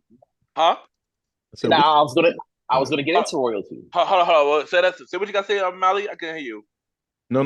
I was just saying which album had zero on it. Was it royalty? I think it was. Wait. I got. Yep. It was Royalty. Royalty with Liquor. Zero. Back to Sleep. Fine by Me. That has a good song. That has a good scenes on it. I ain't gonna hold you royalty. I would say this. I ain't gonna hold you guys. Yeah, this might be an unpopular opinion, but a hill on the hill. Royalty was his best album. It was a good album. It was a good album. I want to say his I wouldn't best. say his best. It was a good I album. wouldn't say Though. it's his best, but like But it's up there with like Indigo. I will say. but it had good singles on Royalty though. The single he had on Royalty was dope. All the singles were dope on Royalty. What was it? Zero. There was Zero, Fine by Me, Liquor, and Back to Sleep. Liquor. That was the other joint. And then you can't forget about Back to Sleep. That song was. Back to sleep, girl. It had like 3 remixes. It had like 3 remixes, yo. Everybody. That shit was like One Blood. I ain't gonna hold you. It really was though. Man. It was. I like the X. I like the X as well. Actually, I like the X as well. That would have had Loyal and New Flame with Usher and New flame. yeah, Roy. I mean X. X was good, pretty good too though. But Fame though, I do feel Fame was his best album to me though. Fame was fire, son. But the thing is, Fame had Look at Me Now, Yeah 3 Times, Beautiful People, She Ain't You, Next to You, had a lot of joints. Wet the Bed, yeah. Yeah, that had a lot of joints. A lot of singles. I didn't even get to say what I want to say about this 11-11. No, go right ahead. It's your time now, son. Your time. Alright. So yeah, this is great. Like to see Chris Brown, trim down the amount of tracks on his next album to 11 songs. Now, because it's Chris Brown, almost all 11 songs will be broadcast by everybody, whether they're good, bad, or mediocre. Of course. So, the fall is looking kind of good and music-wise. Looking like it's going to be a comeback with a lot of veterans bringing out projects. So we spoke about this last couple episodes. Nicki Minaj, Drake, Kanye West, Usher, Chris Brown. Like a This lot is of the time we needed, though. bad. We needed this for real. We needed this. Amazing time for music, yo. I just hope that the albums, as a body of work, deliver and not just the singles. I agree. Yeah, I agree. Because I know that with Chris Brown, this album, even the songs that don't turn into the singles, it's just gonna be played and played everywhere. So, looking forward to this 11-11 project. No, me too. Yeah, me too. I look forward to it too. All right, next on the prequel, we got Jonathan Majors.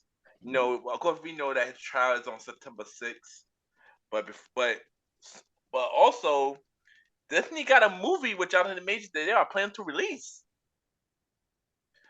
He got a movie called Magazine Dreams that is dropping in December. Are y'all curious to check out the Jonathan Majors movie called Magazine Dreams? If it's good, I'll support it because he deserves his ability to come back after people tried to forcibly force him to fall off. Yeah, facts. I ain't gonna hold you. I definitely agree with Bobby on this one. If you could give Will Smith a chance to come back after whatever the hell he did, I'm almost positive Jonathan Majors would get a fair shot, a fair shake to see if he still got it. You gotta understand, this man was on a roll before going into this, like on the biggest run of his career. Oh, he It's was. not No, like he a was. He was. yeah, this is his first big run, and then to get hit up like this was tough. I'm not gonna lie, but it'll be good to see where it could go. You know what I'm saying? Like it'll be good to see, you know, how it will go. If it's a good body of work, then man's is back. If it ain't, well, shit. See you in court. You know what I'm saying? And then hopefully you pull out the W there. But I always like to see our people like, even though we go through our shit, we find ways to get back to it and get back to what we love to do. Yeah.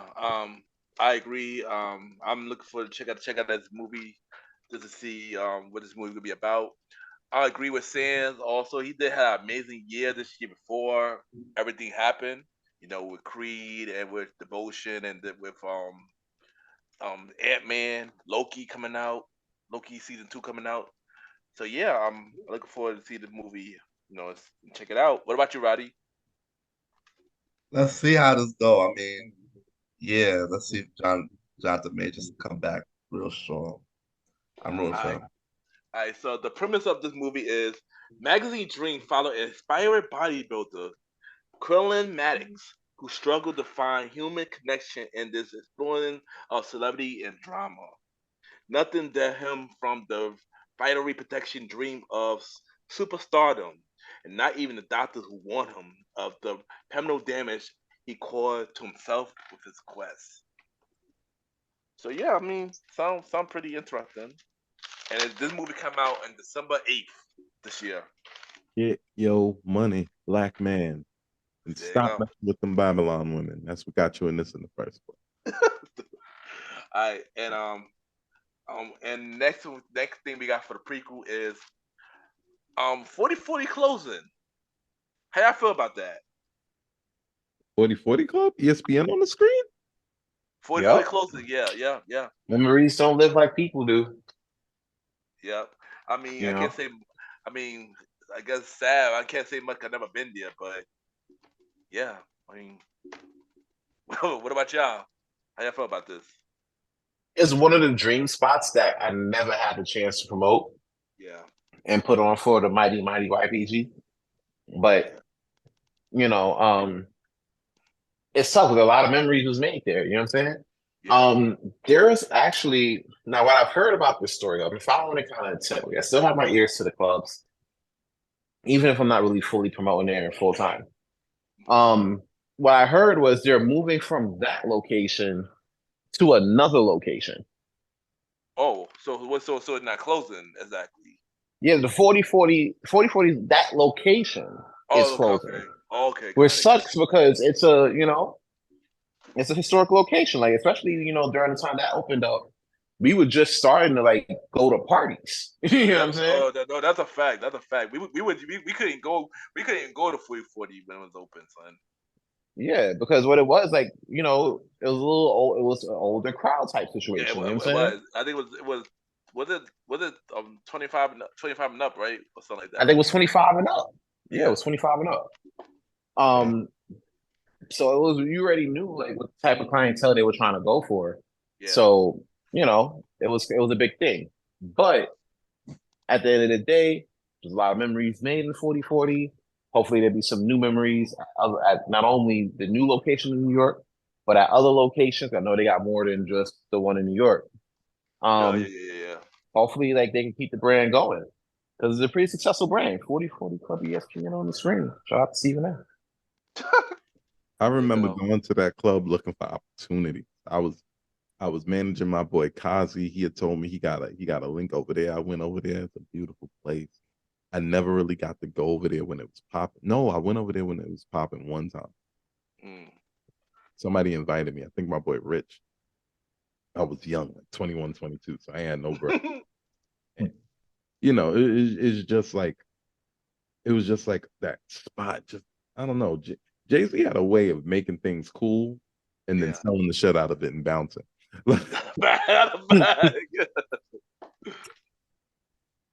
That's true. That's a fact, bro. Fact. And what about you, Roddy? Yeah, just like yeah, I didn't get a chance to experience 4040.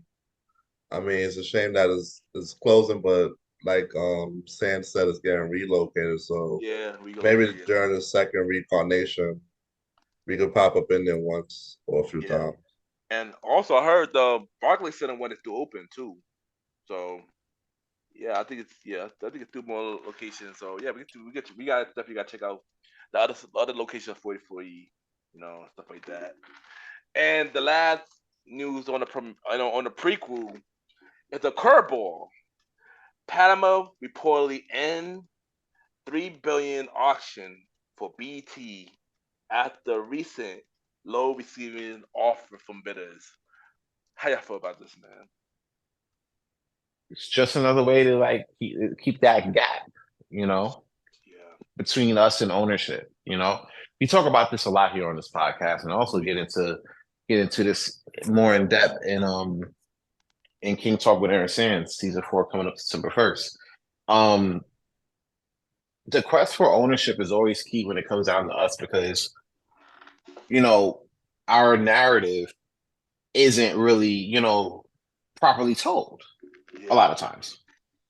So in light of that, knowing that they won't tell our stories properly, we have to create the ownership opportunities for ourselves to tell our stories properly. Problem with that is you got to buy it from those who already own your story, and if they're not interested in letting that go, what do? You know what I'm saying? What can you do? It's like I try to sell you a car. I know you need the car. You throw me an offer for the car, and I'm like, yeah, I don't think I should sell it. You know what I'm saying? So it's unfortunate, but hopefully, like, if Diddy can create a revolt, you know what I'm saying? I'm sure the great minds like Byron Allen, Tyler Perry, and all those folks, they could get together and put something together for us that's built by us and not sell it to large companies, because we have a bad habit of doing that too. Right. In fact, you just mentioned it. I'm pretty sure that's what the fuck happened to FUBU. Yeah. I was watching a documentary on that shit. On just hip hop, the 50 years of fashion, and it was a lot about Dapper Dan, but Draymond Green or Damon Green. I can't call him. Damon John. I got confused with the basketball player. That's what happened there.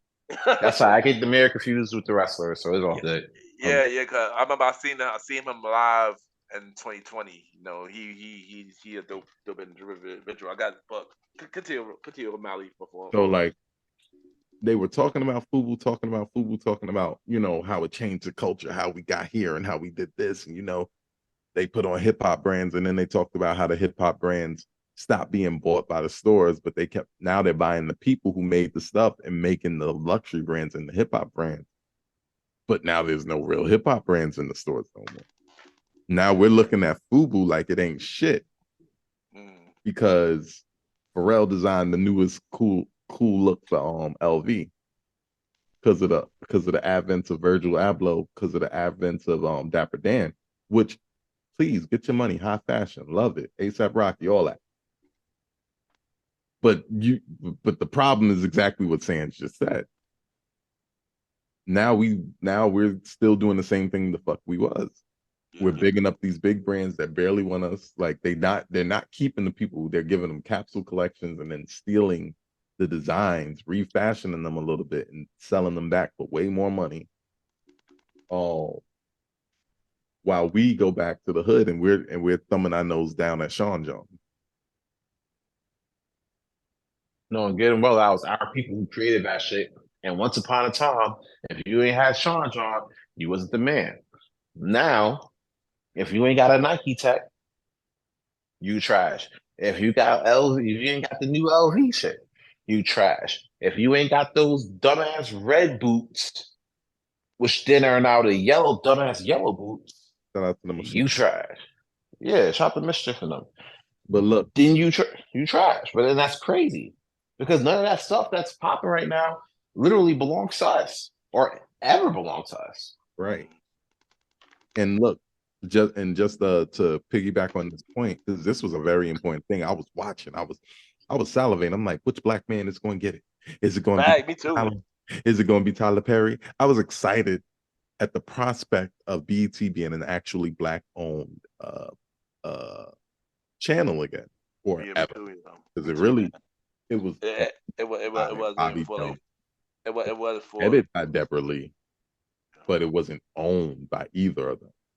Yeah. BET has always been a subsidiary of Paramount, which has always been a subsidiary of Viacom. Yep. Viacom. We'll also have MTV, Mm-hmm. VH1, Nickelodeon. Yeah. Watch this. That was the same MTV under the same ownership, right? Mm-hmm. That wouldn't play black people on the damn video. Like Michael Jackson had to force his way in by being Michael freaking Jackson, the literal best ever. So they always been racist, clearly. right. So the reason that they didn't sell BET is not because the money wasn't good, because they was about to throw the bag. Nah, they just wanted to. They just want to keep it for themselves. They don't want a strong black man to have that channel. They don't want up. It's not even that. And they don't. They want to control what black people see, or what or the image that black people have of black people. Like when we talk about BET now, Yep. how do we even talk about BET? You understand what I'm saying? Yeah. We don't talk Tyler about Perry movies. The Light, right? We don't talk about BET like it's a ghost for our blackness. Series. Exactly. Yeah. But we talk about BET, nigga. For a few years, BET was basically Friday and Baby Boy. That's a fact. Yeah, that's a fact. When Tyler Perry started getting in there, now we get a fucking Family That Prays and Medea and the What's It Such. Yep. Every weekend. Sister living in fucking weekend. Oh, and just to be funny, you know, MTV was the news channel, and now it's the ridiculous channel. And it's funny because Sam said that. And the Wayans brothers. Yeah, and Sam said that Sam said that early this season. Mm-hmm. I remember that. We was dying. But it's like, what do they want us to consume? Because no, finish up. Finish up. What do they want us to consume? Because obviously there's a plan at work. Because you did all of this, and then you rescinded the offer to even sell it off the table. So you had these people getting their money up for the last it's been like a year and a half they've been talking about this, right? Yeah. So you had these people with the money, these people that can get these people with money getting their money up, thinking this was about to happen, and you rescind the offer. There has to be a plan behind that, and I know this story is going to develop. Yeah. Before we change topics real quick, I just want to remind people that I turned on MTV just now, and yes, Ridiculous is still on. Of course it is. Of course it is. Now it's been. I checked out. I checked out my old room to go to my next room, and as I was leaving, I cut the TV off. You know what was on it before? Ridiculousness. Just saying. And for me to say something about the topic, I'm disappointed, man, because we really needed a black person to own BT again, you know. So we actually had stuff that we want to see, and not stuff that like Mali just mentioned. They put us to see if we need something that really pertain as black folks, you know. And hearing that this now that they own it again, this is like slap in the face, basically. You know. Yeah. Roddy, you got anything you want to say about this? Roddy, I'm not sure you spoke about this yet. Nah, like it's really annoying that we thought that Tyler Perry was going to take it, and now he's not going to be able to take it. So it's like Damn. But just gonna have to wait to see what they do. I know that right now the creative change is gonna be slow Of if course they it is. have creative changes.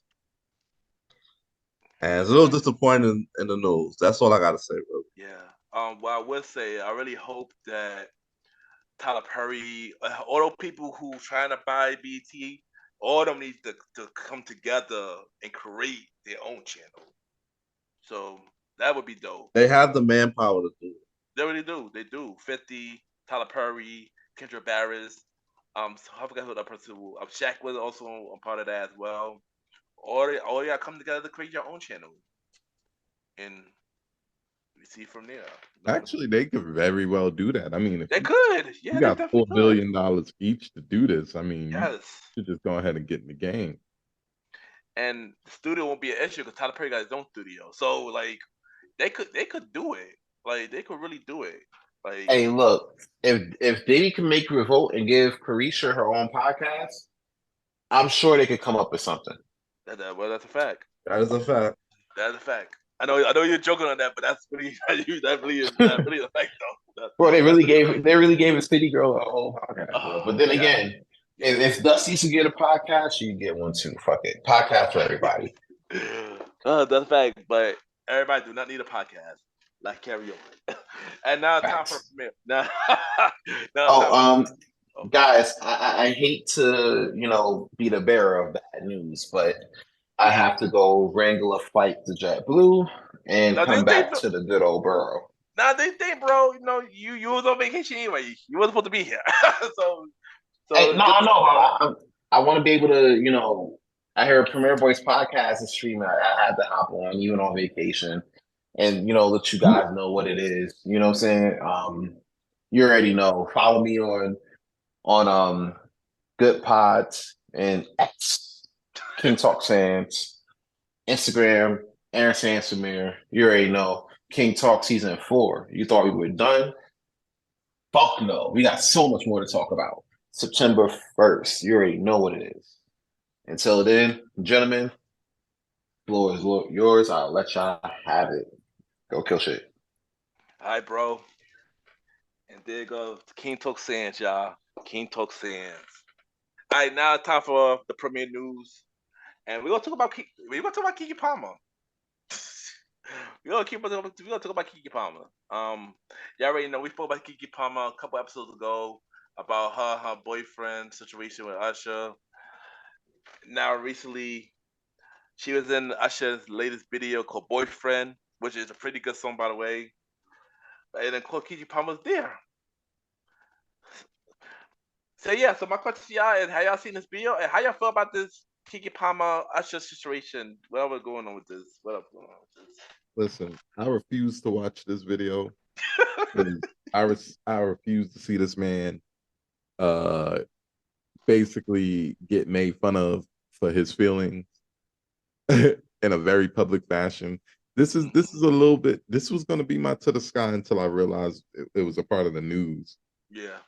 Like, I asked the question earlier. Like, it was like, when the last time a man got a woman got in trouble for hitting a man or hurting a man? Yeah. And this is the same thing. Listen, listen, Linda. He didn't like your outfit. He didn't like the way you were flirting with Usher. Like, you don't have a man named New Baby with that same man. There's just certain stuff that's going to make your partner feel uncomfortable with your level of loyalty. Yeah. So you think then going on to be this petty? This is petty on another level. It is. I'm almost proud of her for the level of petty. I mean, you should be ashamed because she a fellow Virgo. That's why I'm almost proud that we have it in.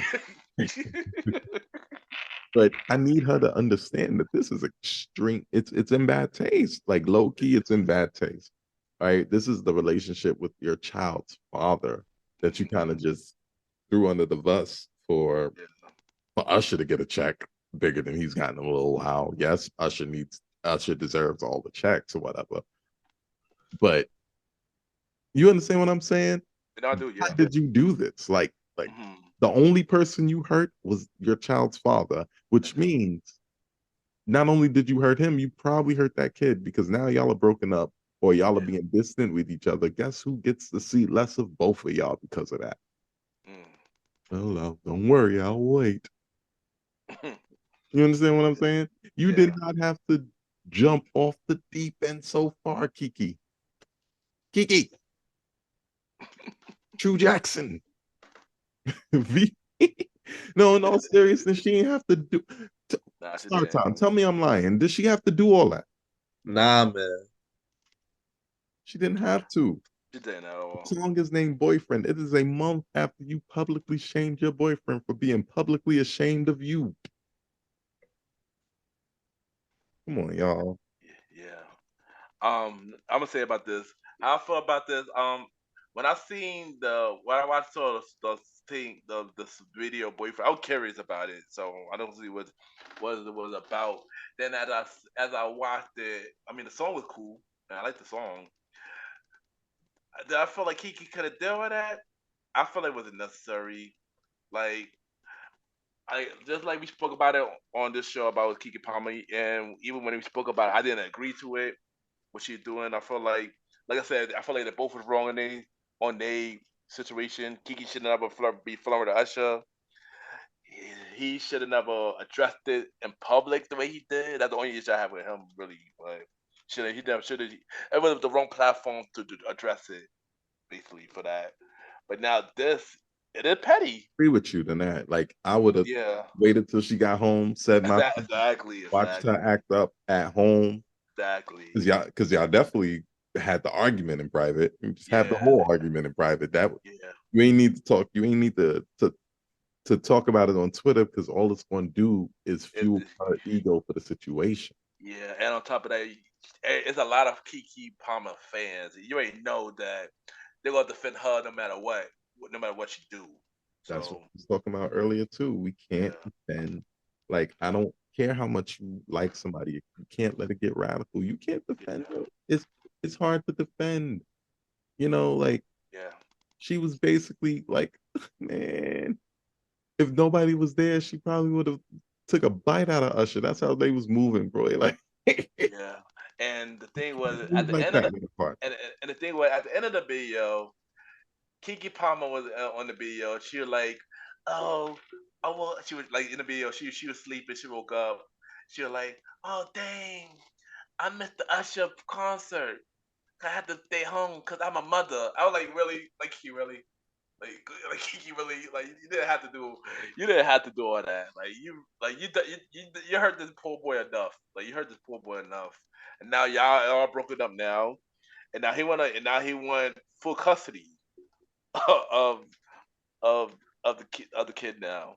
He want to take her to court now for now. That's a different I mean, he's story, gonna but lose or he know whatever. he yeah I know he is a little sadly, but He's gonna lose or whatever, but yeah,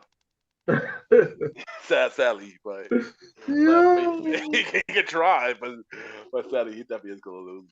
she But definitely got more money than like way he more gonna have money, to way more and money. and she's the mother. He gonna have Yeah. to Oh yeah. choose He gonna that have to. she's the worst parent alive. Like he gonna have to he gonna have to fucking frame her and put a crack pipe next to the baby and take a picture. Yeah. Yeah. Sadly, it just could get worse for him. Sadly, I mean, sadly, it just could. I feel like you should do that. Maybe I should try to co-parent and stuff, work it out. But yeah, don't do that, bro. Don't do that. But yeah, Kiki, I did. It was petty what she did with that video. I didn't think it was necessary. Yeah, yeah, Kiki. But my thing with Kiki, I always got mixed feelings about this girl because she always doing too much. Always doing too much. So she is a Virgo. Sometimes, no offense to you and my sister, y'all do stuff a lot sometimes. But yeah, Don't do a Kiki lot. do a lot. I do enough. He's like doing that.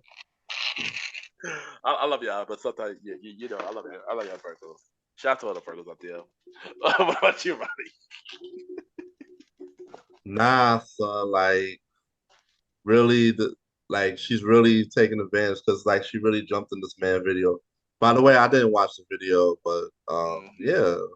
So now that's also like putting more fuel to the fire for the controversy and everything because this video streaming everywhere. Yeah, yeah, yeah. Everybody's curious.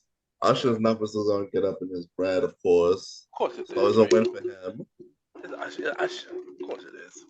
The guy, she's probably pissed off as shit, and She very just going through a lot of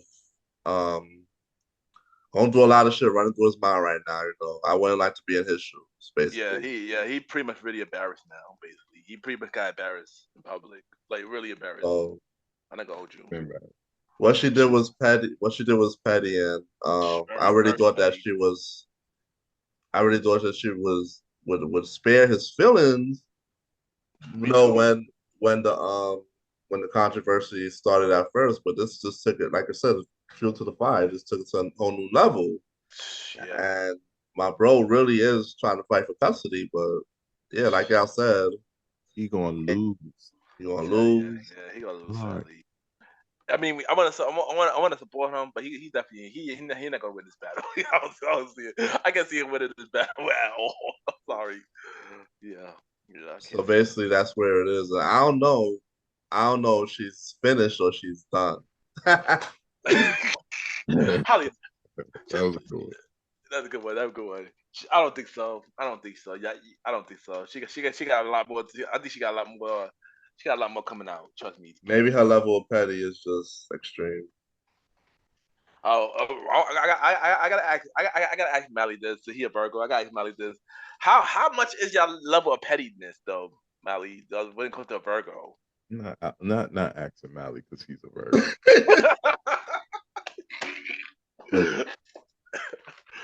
Don't listen. As far as what I know, I can only speak. Yeah, speak for you. As a Virgo, I'm extremely pragmatic. I'm extremely practical. I don't forget things because I try to remember the good. I try to remember the good things people do for me, so I can do good back. Right? Yeah. I also, unfortunately, because the perfectionist in us, if you got to do it, you got to do it all. So you got to remember the good and the bad. And then I got to teach you. If I like you, I got to try to teach you a lesson. If I don't like you, I'm gonna try to embarrass you. Yeah. I've done a lot of therapy about it.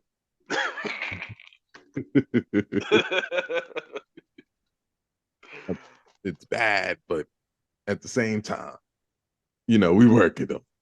Yeah. But as far as how petty, I told you there's a part of me that applauds her for this. I ain't think you could piss nobody off. Because she pissed him so far off, I'm pissed off for him. Right. I'm curious. What is his sign? I'm curious. What is his sign now? I don't even know his age or nothing. I don't know. But my boy went out and got Keke freaking Palmer. I appreciate it. He did his fucking thing. It's like they go on the war. Facts. Being her baby father. Yeah, crazy son. Crazy. All right, so next we got Tory Lanez. We used to talk about Tory Lanez a lot on this show, especially about this topic specifically. But now we just found out Tory Lanez got 10 years, 10 years in prison. Better than 20. That's a fact. How y'all feel about that?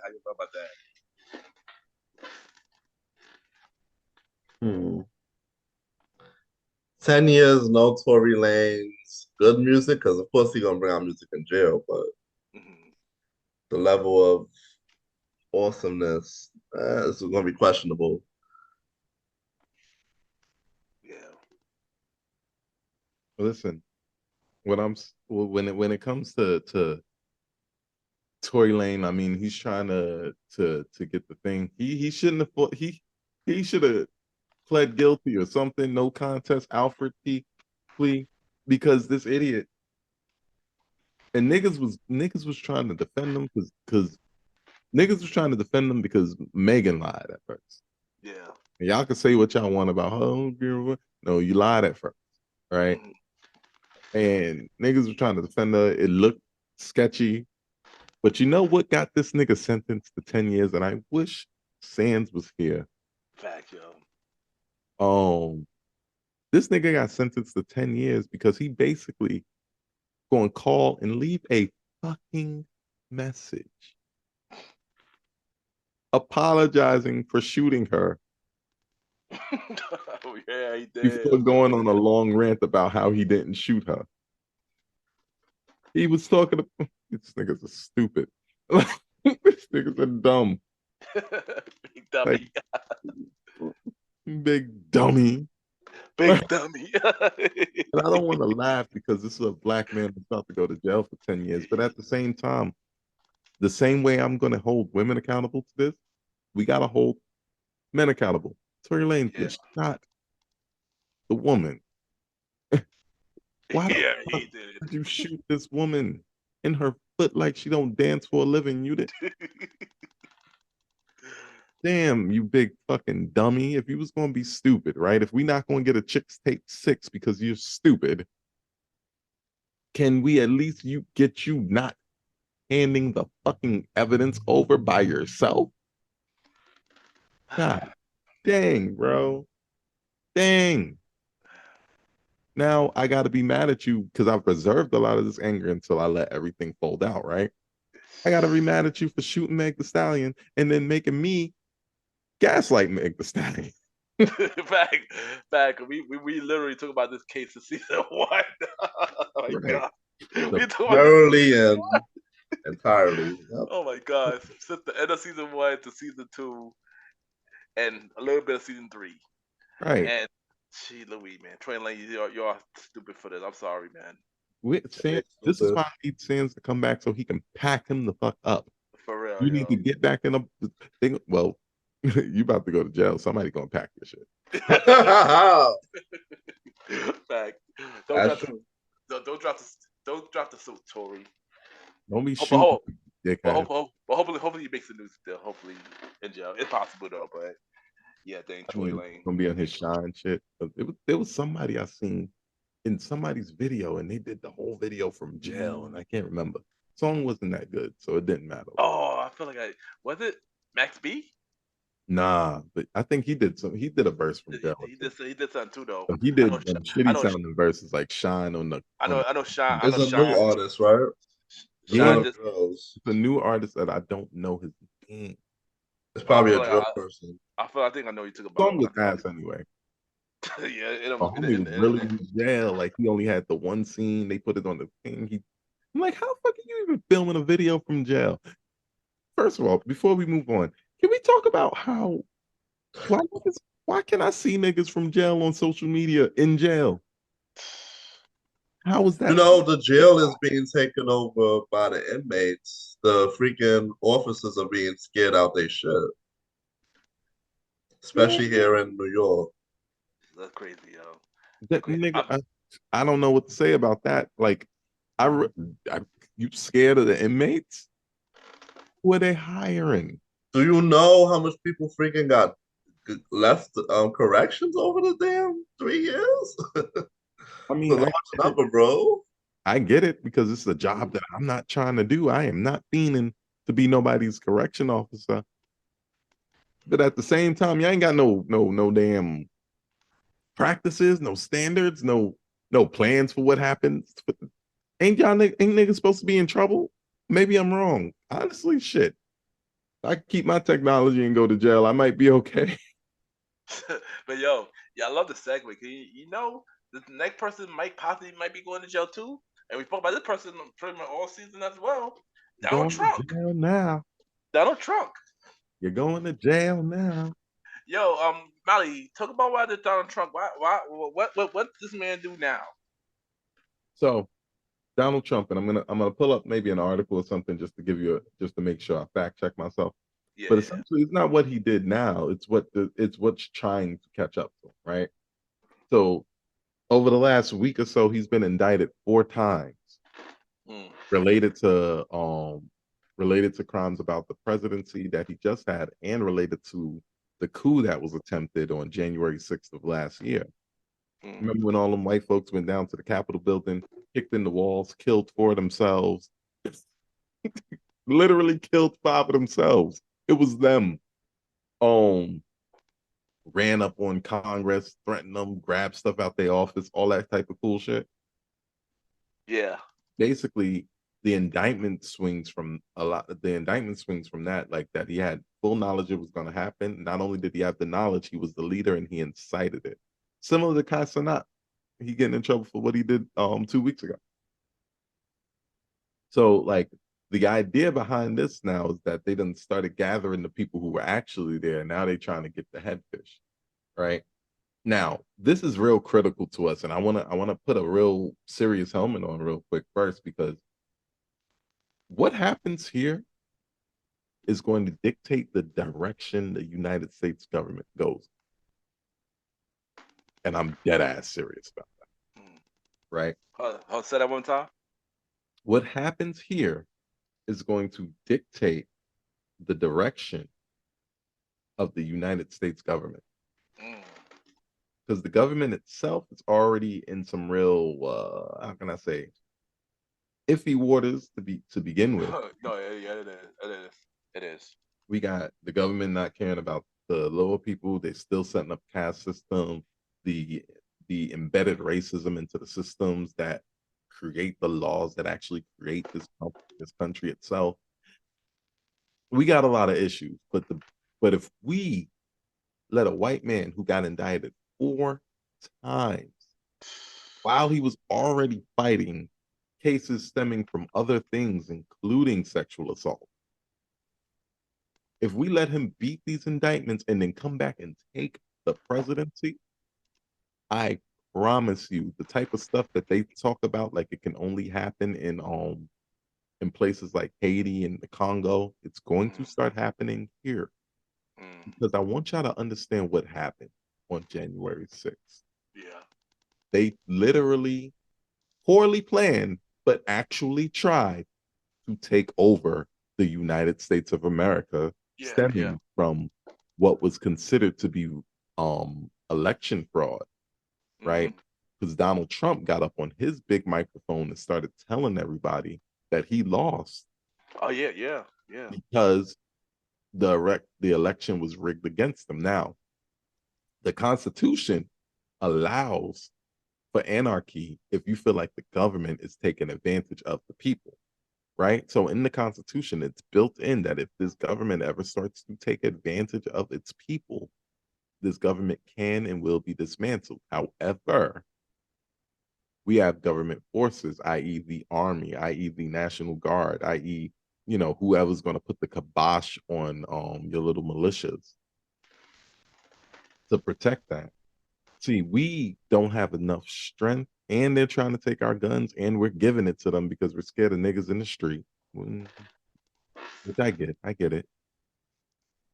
But I need you to understand the positions that we're in now, right? We're in a political climate that's actually becoming, like, we're getting to the point of political unrest in America. Political unrest means more of these riots.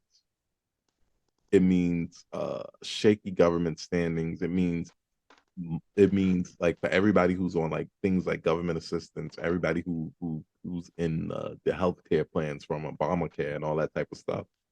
Like everything that you take for granted is in danger because more than half of America is racist. Oh, that's, it sounds like a big jump, but this whole thing, Donald Trump, and I'm gonna let y'all go. And please tell me what y'all think about this. Donald Trump generally lies a lot, bro. Yeah. Generally lies a lot, right? He is I'll go so far as to say he is a liar. Someone who lies. Wasn't even being clever. Yeah. If we let him, like, not even if we let him, because we already let him do this once. We let this man who lies a lot, who we caught lying so many times, win the presidency just because he knows specifically you're a racist. And when I say you, I don't mean you or our fans, because our fans aren't racist. if you allow him to beat 4 indictments on capital charges of trying to take over the damn country and then actually take over the damn country, this country is going to fall apart piece by piece. Period. Yeah. How I feel about this is I feel like I feel like he needs to go to jail. I mean, I think it's time, man. But it's feeling he not because he's at this point he doesn't feel like he bulletproof. Like everything that was thrown out, he been pretty much dodging it. Hopefully something happened with this time. Hopefully he finally get time, and hopefully he don't get to run again next year. Cause I gee, Louise, he in promise you, it's trouble. looking He in iffy, trouble. but the danger. I'm reading the things down. The dangerous part. He still leads in the polls. Oh my gosh. Really? Oh Yes, my god. Just wow.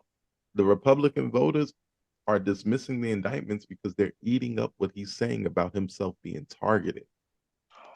He's making it into the type of things that you hear where you hear political parties, can't be political parties in other countries where they attack the parties. They put the other party leader in jail. He's making himself into a martyr, guy. Dang, yo, I ain't gonna hold you. I can't deal with another 4 year with Trump. Then again, I can't deal with another 4 year with Biden either. But yeah, like I said, either way, we screwed. We screwed up anyway. We screwed either way. So I mean, No, Biden is stupid. Biden is terrible, but Trump is dangerous. yeah. Basically, basically what I meant. Basically what I meant. Either way, is yeah. Now with Biden, we get status quo, like what we've had I with mean, the president. With yeah. I mean, Trump, we get racists trying to run up and actually succeeding. Because you know what them January 6 niggas needed, bro? yeah. Guns. That's all they needed. Nigga, Mm. that's it. They were there. They made it into the building. If they had guns, this would be a completely different story. Ooh, jeez Louise. They might have we might have had to deal with this for real, bro. Yeah.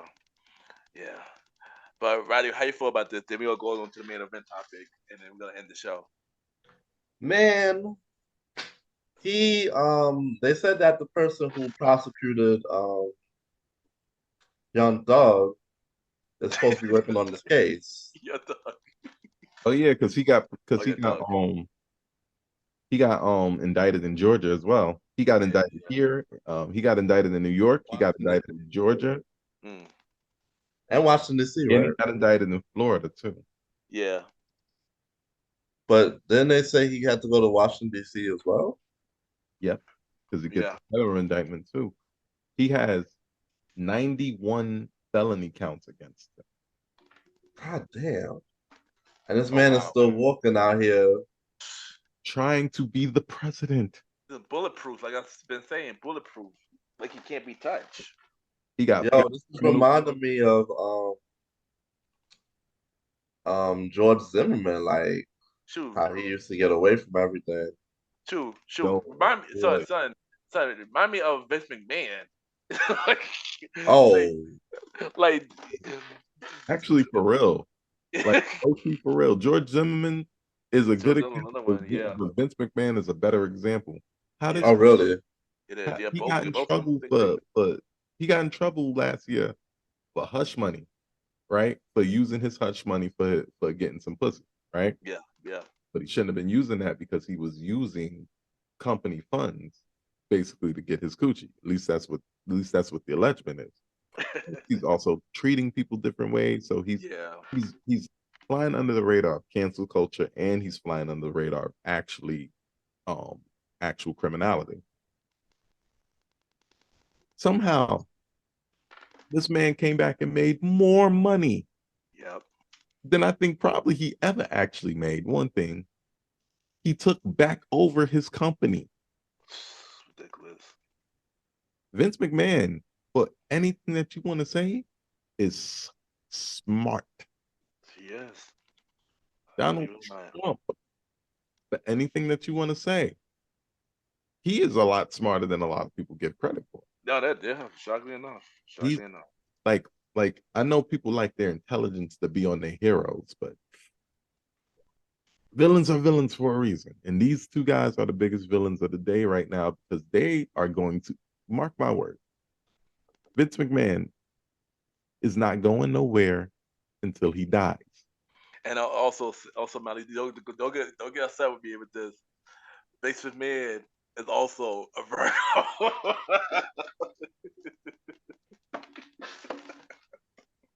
He is, ain't He's a Virgo. Oh damn.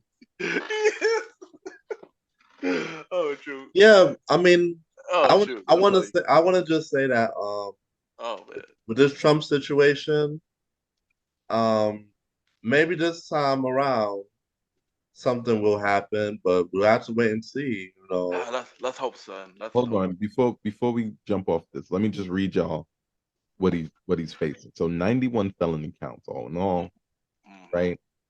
He faced 40 criminal counts alleging mishandling of sensitive documents and conspiracy to obstruct government in retrieving these documents, aka when they need to go through your papers, destroying them, aka what he basically told them Hillary did throughout the entirety of that campaign.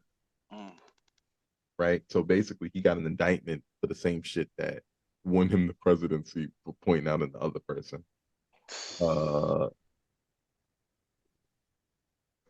And he has an indictment related to attempts to overturn the 2020 election. That's a part of his coup. 4 criminal counts of conspiring to defraud the government and disenfranchise voters, and corruptly obstructing an official proceeding because he held up the furthering of the presidency. I don't think we remember that, but he definitely held up almost until inauguration day the entirety. Oh yeah, I remember. Yeah, I do remember that. I remember that. 'Cause he didn't want to he never conceded. Yeah. I remember that. He Wow. literally never conceded. Right. Now he got some state indictments too. So he got 34 felony charges of falsifying business records and first degree related to payments made to Stormy Daniels before the 2016 presidential election, which he won. So, and I remember when this came out too. Yeah. How did he win this election? Him and Vince McMahon are bros for a reason. Yeah, they are. Son. They bros. Wow. He's in the fucking WWE Hall of Fame. Oh gosh. And he faces 13 criminal counts related to alleged attempts to overturn Joe Biden's victory in Georgia, along with 18 accused co-conspirators. He was really trying. He said, "I lost. I'm going to take it." He did say that. Didn't have the guns, bro. If he would have had the guns, he'd basically be Papa Doc. Son, honestly, I thought that he should really go to jail, son. That man should really go to jail. Because this is wild, yo. This is wild. I'm almost curious to see how he gets out of it. Me either, son. Crazy. But before we get to the main event topic, to answer you the question about Derrick Jackson, the ex of Keke Palmer, the father of her child, he is a Sag, by the way. Fellow Roddy, is Sag. all right. Shout out to female Sages though. They my bro. Yeah. Female Sages though. Y'all gotta. Yeah, cool. Yeah, y'all Big. Yeah, all it. Yeah, cool. All right, for main event topic is, the Alabama Main event. The main event. The Alabama chair Raw. Yeah, no, this is a couple weeks old, but because we haven't been on Brawl. Montgomery, Alabama Montgomery chair brawl. I'm pretty sure we all see the video and stuff like that. How y'all feel about this? Well, I felt like that's the type of thing that's gonna make me proud. Now I'm not an extremist, but I am definitely on the side of my black people. Black power all the way, damn near Pan-African. Let's do it. Right. And what I seen in this video, I seen racist people becoming Karens because they know that they can do that to black people. Mhm. Like that's a conversation we gotta have, but not right now because we're in the Yeah. lead. But but what I also seen was something that we've been talking about forever. We've talked about it a zillion times on this podcast. I've talked about it on your show. I've talked about it on Roddy's show. I've talked about it on King Talk, right? We saw black people coming together and putting it all on the line for black people, right? It Yeah. never come out hilarious, and I mean hilarious. A nigga Yeah. swam up. Nigga, I can't swim. Shout out to black people getting swim Oh lessons. yeah. Oh, I can't. Oh, I can't swim either. I ain't gonna hold. I He cannot swim swam either. up in water deep enough to boat in. Swam up, jumped up there and started throwing hands. Yeah. That black dude, first of all, the security guard, shout out to him, because them white Yeah. people didn't have anything on him. He stood his own 10 toes down through that hat. Never Yeah. gonna see that hat again. Hat gone. Fact. Fact. And he came, he throwing them down. They getting them because it's mad at them. And then all of a sudden you see the cavalry arrive. Boom, boom, they start throwing these niggas. Somebody got thrown in the water. Yeah. Yeah. They Yeah. clapped with chairs. I mean, clapped. I mean, if you seen the way he connected with that white lady, Mm. oh my God. Boom. You would have thought this shit was fucking wrestling in 2001. Straight chair shot. You would have thought it was Mankind versus The Rock. I quit match. Straight unprotected chair shot. And it was all done at just coming together and protecting a black man from obviously racist. But even if you don't think they're racist, because I know some of y'all racists is gonna say they ain't racist, protecting them from people who sought to assault him for doing his actual job. He was the one in the place of authority here. Hey, I need you to move your boat because this boat has to dock. And the mug shots of these people with their noses all fucked up and their heads all lumpy and their eyes all black. Love it. I want to see more. I want to see more. You deserved it, guys. You deserved it. That's how I feel. Shout out to my people. I'm proud of my brothers. Man, we need to be more like this. Hmm. We need to Yeah. be more like this. When it comes to our beef, bro, we need to be able to put it aside to defend ourselves as a people. Yeah. I agree. I agree. Roddy, what you got to say about this?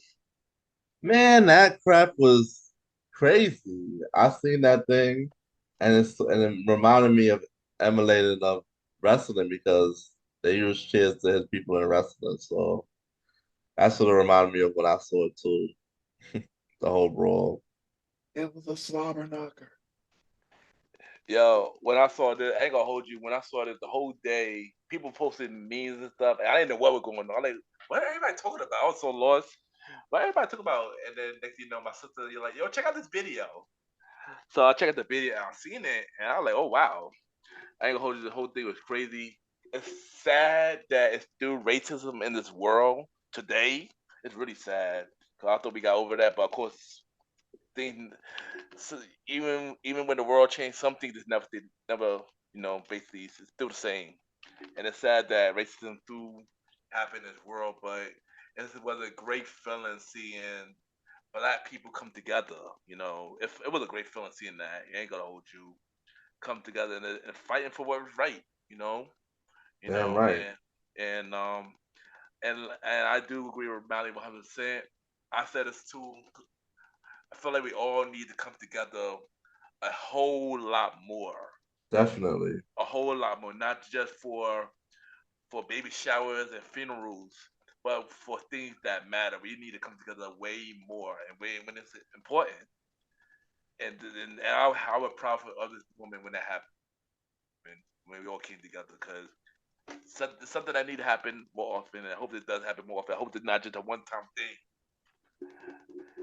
So yeah, the video really, even though the video, it's sad that racism too goes on. It was just happy to see us as blacks come together. Bro, unfortunately, but fortunately, I need us to get rid of the idea that racism is going in. Yeah, I know. Because the thing is, it's kind of like, and I learned a lot of this through therapy. It's like the mental health stuff. The more time you spend acting like a problem isn't a problem, is the less time you spend getting past that problem. Yeah. You understand? If we act like racism is real and inherent with everybody, we all act like that because at levels it is, right? Me, you, Roddy, we're all black people. We're gonna roll with black people, be around black people, live around black people. Before we'll live around white people, Spanish people, Mexican people, Asian people. You know what I'm saying? And the same that before they let us in. Yep. You understand what I'm saying? And that's all. It's all whatever if there's not that hatred attached to it. But we can't get past that stuff until we stop acting like it's not there. Yeah. White people, say what you're saying. No, I'm gonna say you're right. No, I'm gonna say you're right. You're right. I agree with you. The problem is a lot of white people like to act like it's not there because they don't want to feel that guilt. They don't want to feel like they're being accused. They don't want to feel like you're calling them racist. That's a fact. Right? Yeah. But at the end of the day, it's always there because humans have a level of inherent tribalism. If we all accept that level of inherent tribalism and then get rid of the hate aspect to it, shit'll be normal. You know what you'll get if you do that? You'll get Chinatown. Right? Where's Nigga Town? Okay, maybe we shouldn't call it that. Oh shit. Think of a better name first. Black Wall Street. Black Wall Street. Black Wall Street, right. Like what? Why did I go there first? I'm like, what? I'm like, what, Molly? Oh my god. Oh shoot. But you get my point. Yeah. Until we let go of that, until white people let go of it and really see that we're all the same, you're not superior, then we can really get the bag and fix the country so that we all be good, straight in our own section. We're gonna always go through this. We're always gonna go through this because the people who get ostracized for being radical racist. You understand what I'm saying? Remember that word radical. When you're radical, you're not taking accountability for your ideas and the things that your ideas cause. These same radical people who are willing to hurt black people just because of their skin color, who are willing to insult a black person you've never met a day in your life. Right? Yeah. That when you ostracize them for their radical views, you're putting them all together to sit around in a circle and stew with one another. You understand what I'm saying? Yeah. They need to, like, I don't think, and I'll take this back because I'll take this and I'll let it go right here. Martin Luther King regretted pushing so hard for segregation on his deathbed. Yeah. Right? He regretted it. I think we would have all been better off in our own circles and then allowing ourselves once we accepted the fact that we all have that level of tribalism, we can gradually start working with one another, gradually start falling for one another, all that type of stuff that we do, so that we have to come to these conclusions. Oh, they're just people just like us. They just live different culturally. They live different because their physicality is different. That's it. Once we get there, then we can have this post-racism world. But until we get there, while people are still denying that there's racism, while people are still denying that they are racist, while people are still trying to put the onus on racism of on the perpetrators against parties. Shit, while the perpetrators against parties are still internalizing that racism. Yes, we have accountability too. We are never going to get to that next. When we as a whole human race are never going to get to that level, you know the thing that's going to help us get there faster?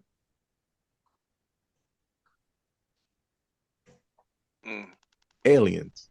When number comes with big ass guns like Independence Day, you remember Independence Day ain't had no race at all. We were human. Oh, that fact, yeah. Niggas had Will Smith as their hero, Word. That's a fact, yo. That's a fact. But I agree with that. Also, we all also gotta stop killing each other. You know, no black on black crime. We got and let's come together. Hold on. Stop. Oh, oh, oh. We don't use them terms. I'm gonna say we, but I say I. We can't. Premier fam, I need y'all to hear me out when I say this. Ain't no such thing as black on black crime because ain't no such thing as white on white crime. Let me ask you a quick question. Who do you think perpetrates the most crime against white people? White people. Exactly. Who do you think Alright. perpetrates the most crime against Asian people? See, Sands would have won this quiz already. Oh, Asian people. shoot, my bad. What? Who do you think perpetrates the most crimes against Spanish people? Or Spanish Hispanic people? Sorry. Spanish people. Hispanic people. Yes. Right? So they keep putting this onus of black on black crime on us. And then it happens to every other race too. Right. You know why? way. Because your crimes are usually committed to the people you're in proximity to. Mm. You're not going somewhere else to commit a crime specifically unless you're that type of guy. Like unless you're that type of person, like you're deep in the B&E game or something like that. Yo, I'm gonna give you a perfect example, and then we go to end the show. Romeo Must Die.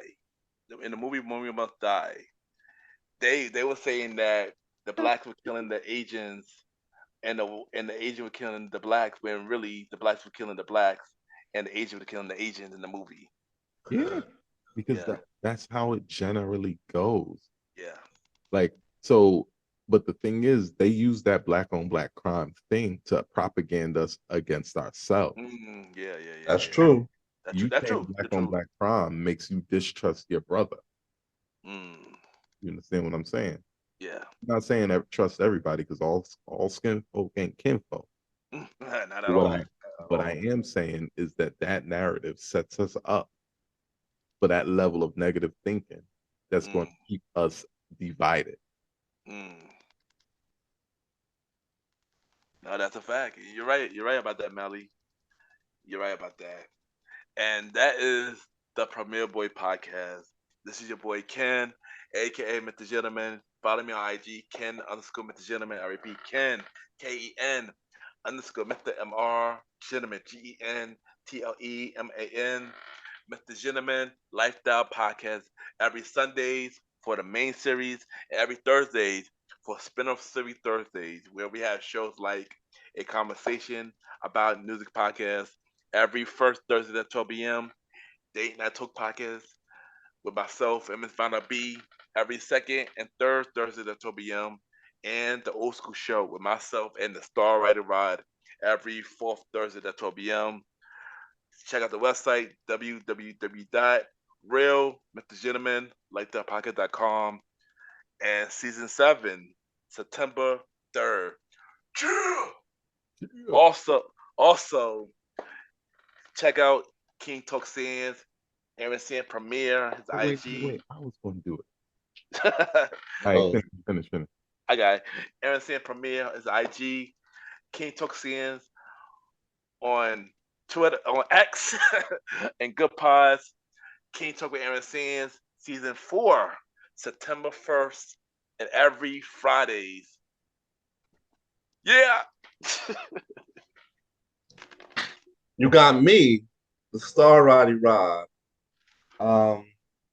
Star Time season 1 available on all streaming platforms. Check me out right now. Like, share, comment, stream. Fun fact: I just got a comment on the Big House episode this week. That's the Big Smash episode. Say that again. I said I just got a comment on the Big Smash episode this week. Oh, nice.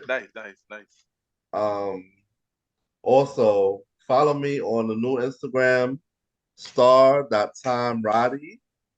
I repeat, star.timeroddy on Instagram. Yeah, I follow back. Star Time returning pretty soon. Stream season 1 and follow the page for updates. And catch me here or catch me on the Old School Show with Ken, Mr. Gentleman, every fourth Sunday. Thursday. every fourth Thursday. My bad, to change the days, but yeah, you right know. So yeah, that's it. Catch y'all next time. I'm out.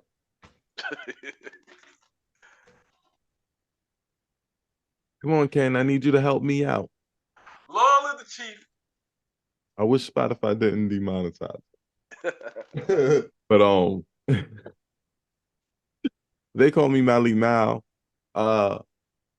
We're definitely here kicking it live, telling the truth, taking no prisoners.